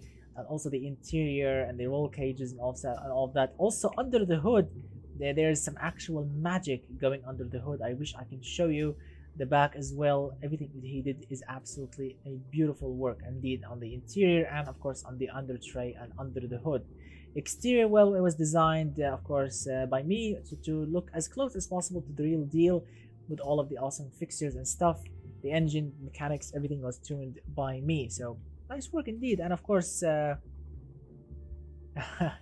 yes, and it's a beautiful beast. I mean, this thing was actually inspired, or actually, this thing was inspired by the C55 Mercedes, because I did make a C55. Here we go. This is the one, 2004 Mercedes C55 AMG replica, and I took this one and we turned it into a DTM car, as you can see. Yes. So another one with the 155 Alfa Romeo, it was requested by the creator, and of course now after this one, we will call it a night, because it's midnight. It's 12:42 a.m. right now here, so we'll definitely be finishing after this one. Oh, thank you so much. Thank you so much for the awesome follow-up and stuff. I'm happy that you guys are here with me. You are so sweet, guys, and I really appreciate it. So let's do another lap with this thing, another crazy hot lap with this, and let's see what's what.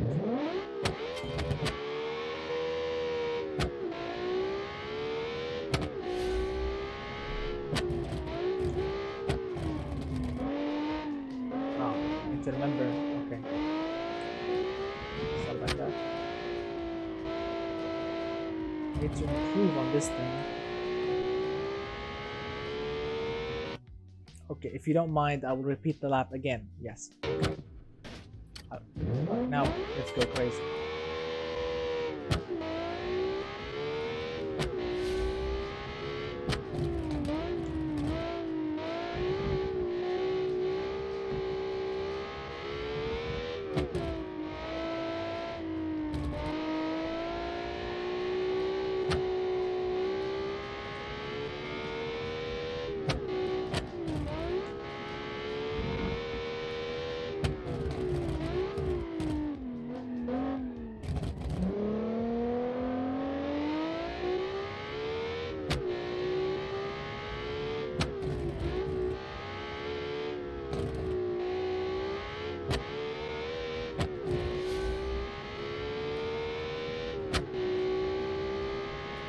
Yeah.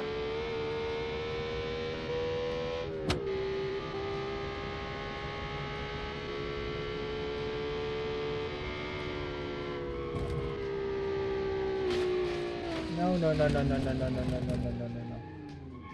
So apparently, I guess you need to keep your foot down. Yeah. Right. Sorry about that. Because I really want to go crazy.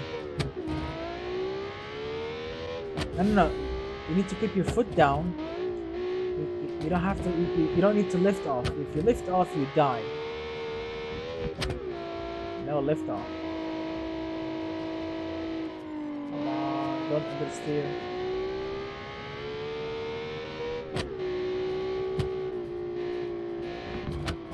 Here we go.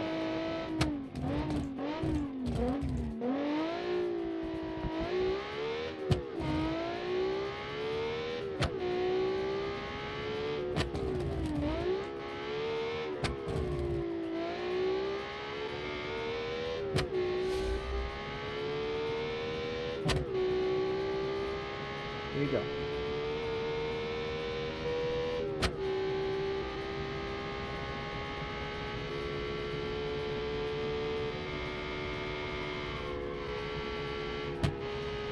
Oh, for God's sake.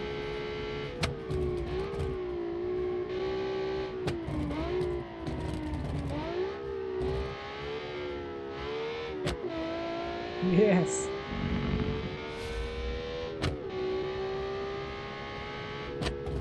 This is the same story. Not this car, no. But this quote, Mr. DJ, was perfect on the Lancia Stratos replica. The Lancia Stratos replica in automation and in DMG, when you drive it, I promise you, if you lift off the throttle, you die. The car will never grip without throttle. I promise you. The Lancia Stratos replica, if you don't accelerate, there is no grip.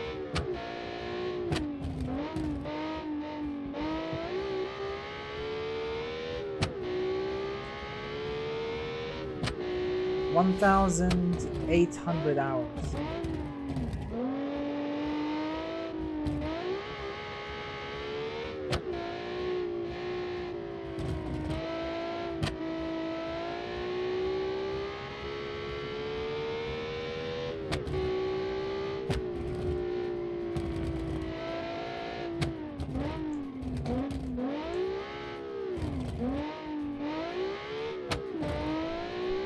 Yeah. 1,800 hours in automation, 1,400 in Grand Theft Auto 5, 450 in Fallout 4. BeamNG is around 400.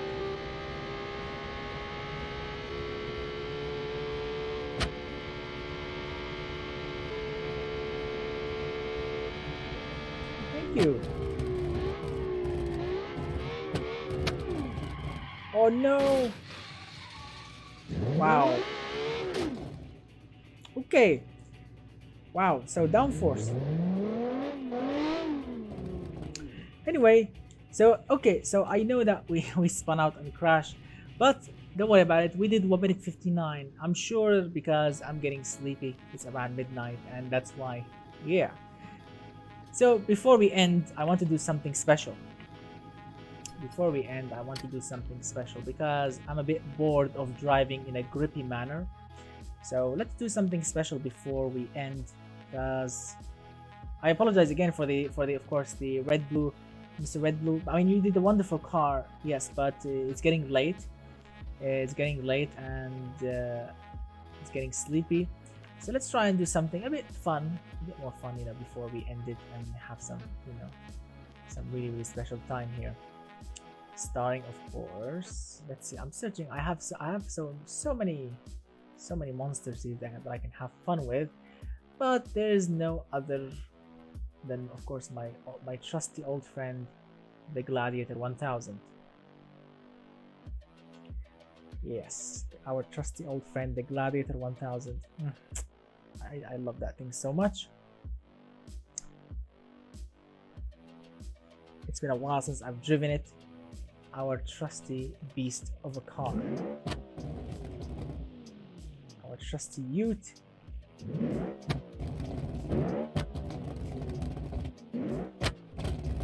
Yeah. Alright, here we go. As you can see, the Gladiator 1000. Right. Here we go.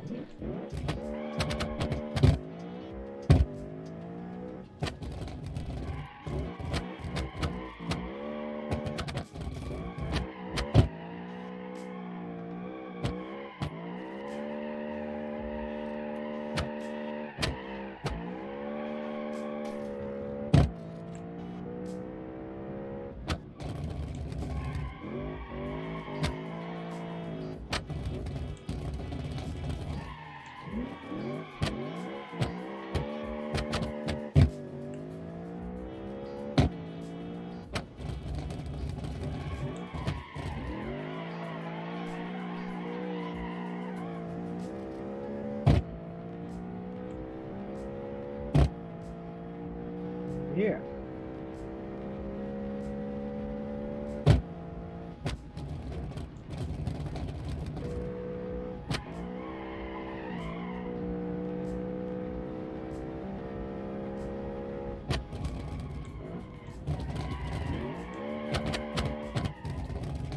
Alright, here we go. This is not really the perfect track for drifting, but I like it because it's sweet.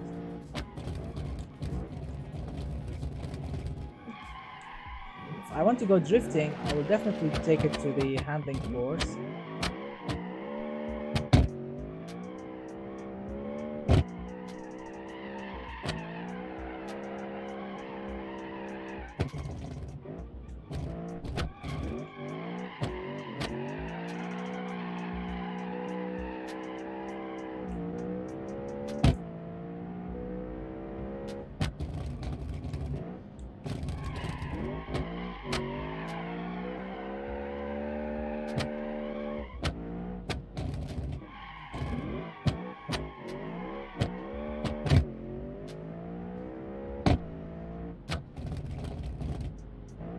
It's been such a long time.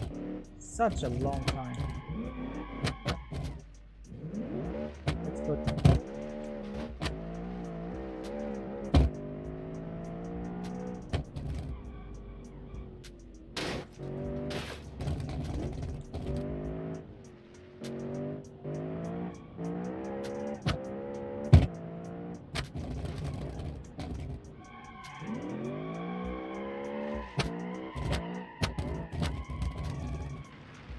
Wow, it's been such a long time.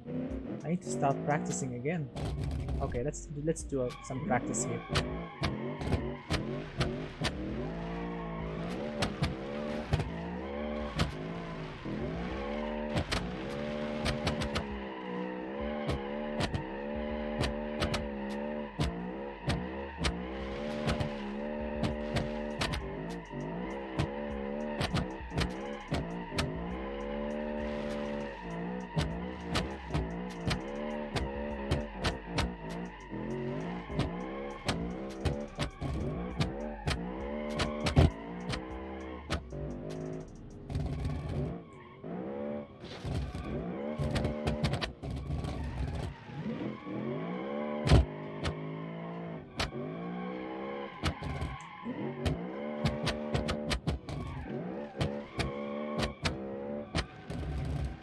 For some reason, nitrous oxide is not enabled.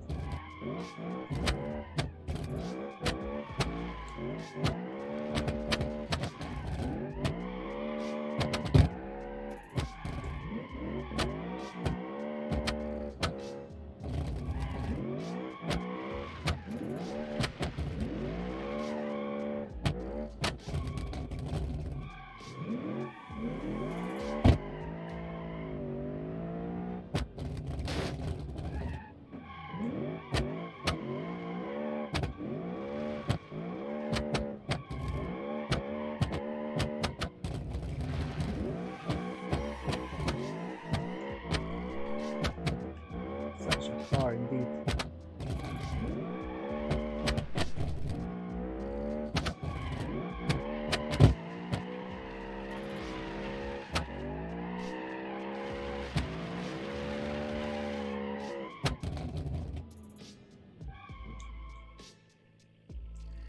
What a thing.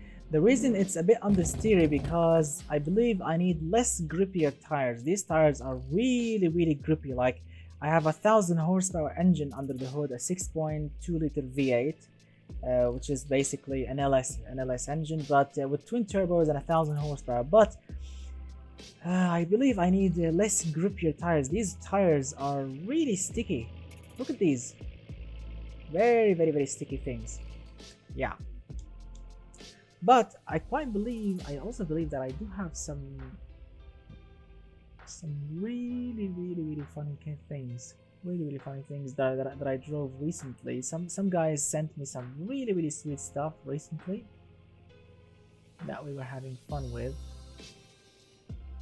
Ah, yes. Our trusty old friend, the Volvo. The way this thing is so light, carbon fiber body, carbon fiber chassis, pushrod rear suspension. Yeah, it's really light. Now, this is basically your typical boring Volvo, as you can see, Volvo the 245 DL, which is a diesel Volvo. What we did here basically is we engine swapped it. It's still diesel, but well, it's now pushing a lot of power, my friends. So let's select yes, here we go. This thing is pushing 890 horsepower. You can say 900 horsepower and 1000 pound-feet of torque. This thing is running with a turbocharged and supercharged V8 diesel.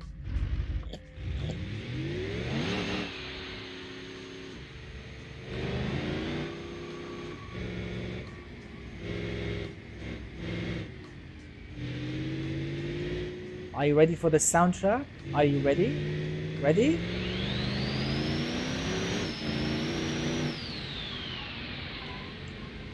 Yep.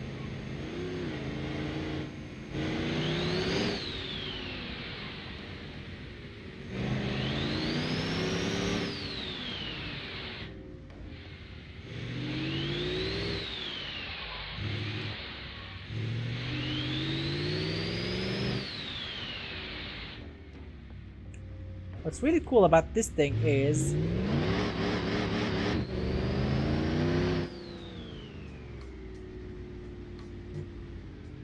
well,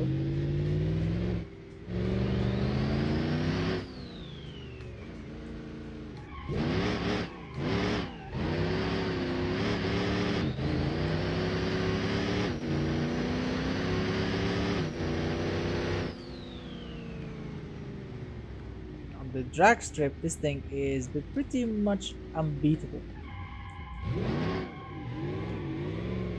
Yes, the brakes definitely get warm. Look, put it in 5th gear, okay, very, very high gear, and put your foot down. Wow.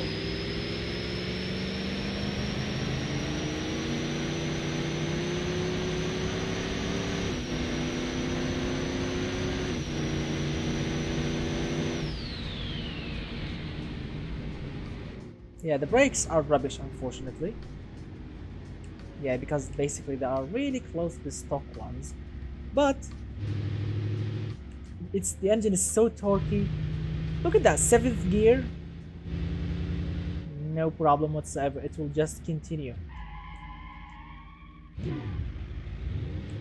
Look. Oh, sorry, stalled. Sorry about that. So, oh, come on. Come on. Here we go. 50 kilometers per hour. 60. Here we go. 70. Alright, here we go. Look. 80 kilometers per hour. Okay. 90. And put your foot down.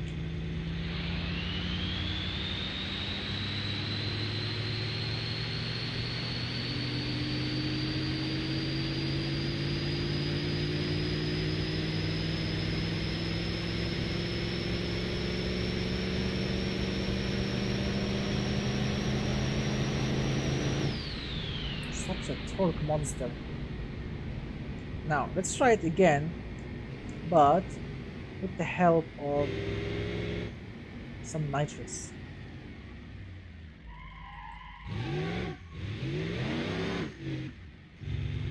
Here we go. Going back to 80, 90. Here we go. 7th gear. Ready, steady.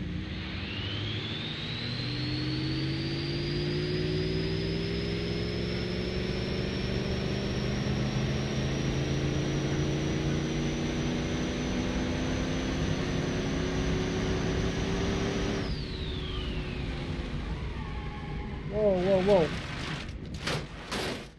Oopsie, my bad. Anyway, but it's a really powerful beast, but obviously this is not a handling car. This is obviously stock Volvo suspension. Very, very stock everything basically. Just a monster under the hood. Just a monster basically. So this car was actually suited for the drag strip. And I'm actually excited. I don't know why. I would love to do only one drag strip run with this thing, and then we call it a night. I don't know, I just love this Volvo so much because it's one of my sweet creations, and I will definitely do one pass with it, and then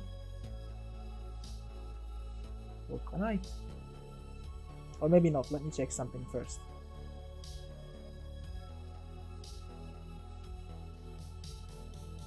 Oh crap.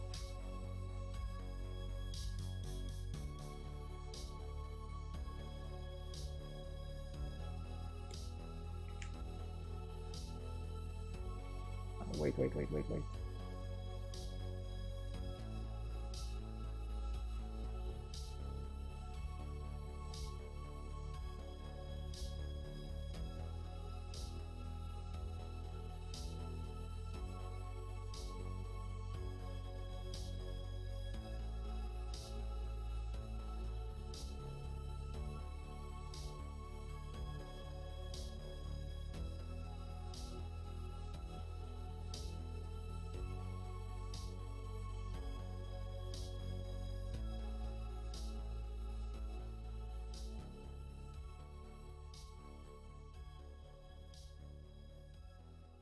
Oh my god, just a moment, guys.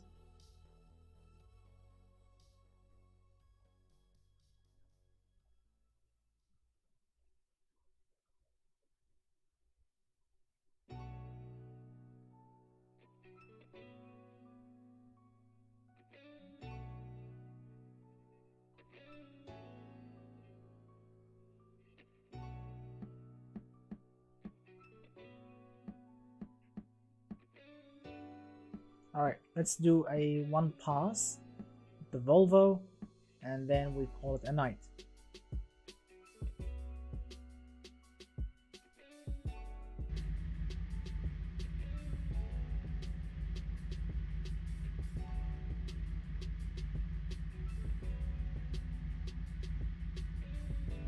Here we go.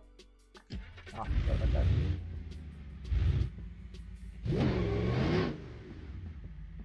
Alright, let's pick a worthy contender. Let's say our trusty electric car. Let's say diesel versus electricity. Which one will win, guys? Place your bets.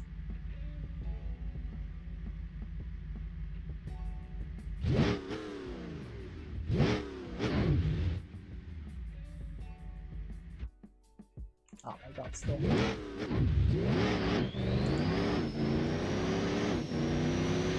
Yeah!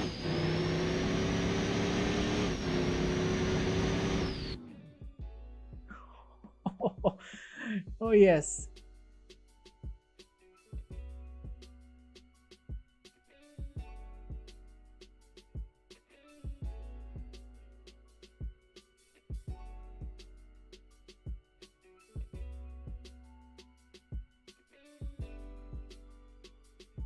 Wow, indeed.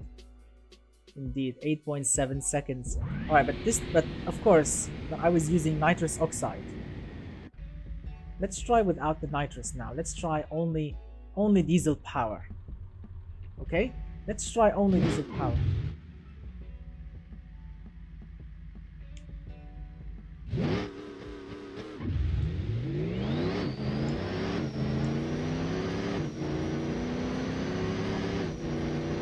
Come on!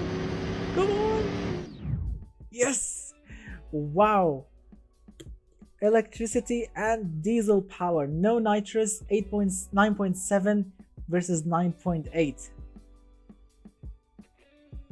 Wow, indeed, at 150 something. Amazing. Versus 147.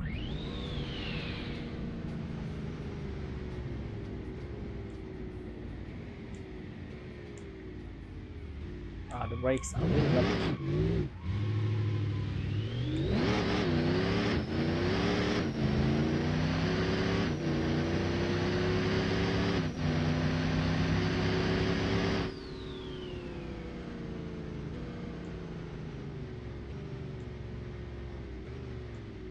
Alright, let's do something fun here.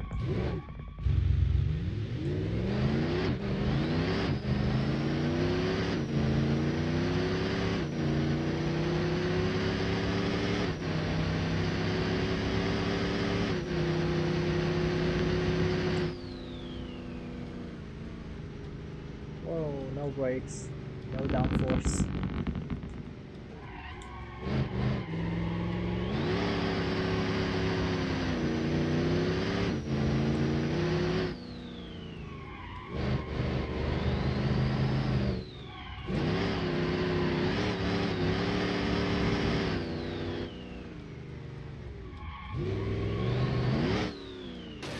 Whoa, that was a big one.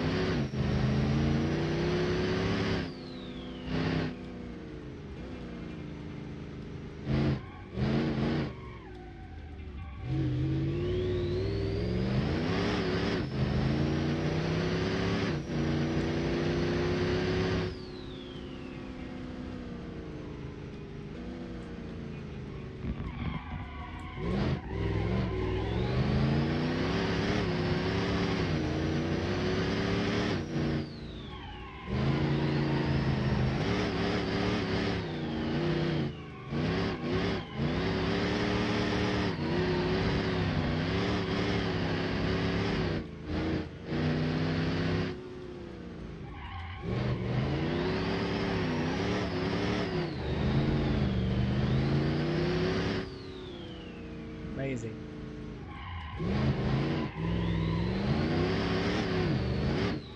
Oops, mistake. Wow. Okay. Wow, what a car indeed.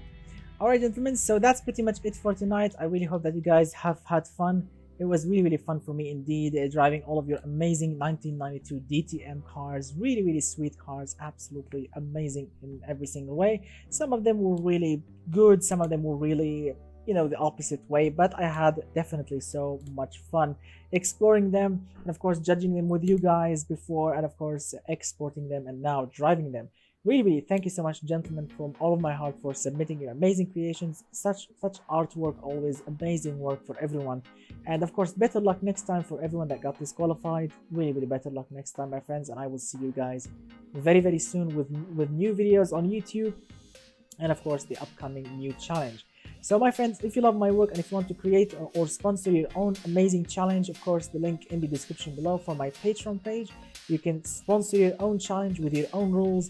You can download all of these cars that you have seen, the Gladiator 1000, this Volvo, and all of my other crazy creations like the V16 Queen car, the fastest car in automation, and many other awesome replicas and stuff. Everything is on my Patreon page, the link in the description below. So of course, big thanks for all my Patreon subscribers. You guys rock really hard. Thank you so much for supporting me and for sponsoring your amazing challenges, and I will see you guys very soon. So thank you so much everyone for joining us tonight. Mr. Belt, Mr. Red Blue, Mr. DJ, Mr. Merlin, Mr. True Mermet, Mr. The Great Mixer, and everyone that joined us tonight, Mr. Nurse as well. Everyone, thank you so much from all of my heart. You are really awesome for being with me, guys, and I will see you guys very soon. I thank you from all of my heart, and I wish you guys a wonderful time. Stay safe, be happy always, and of course keep creating amazing automation cars, and I will see you guys very soon. So thank you so much, gentlemen, for watching, and good night and goodbye for all of you, my friends.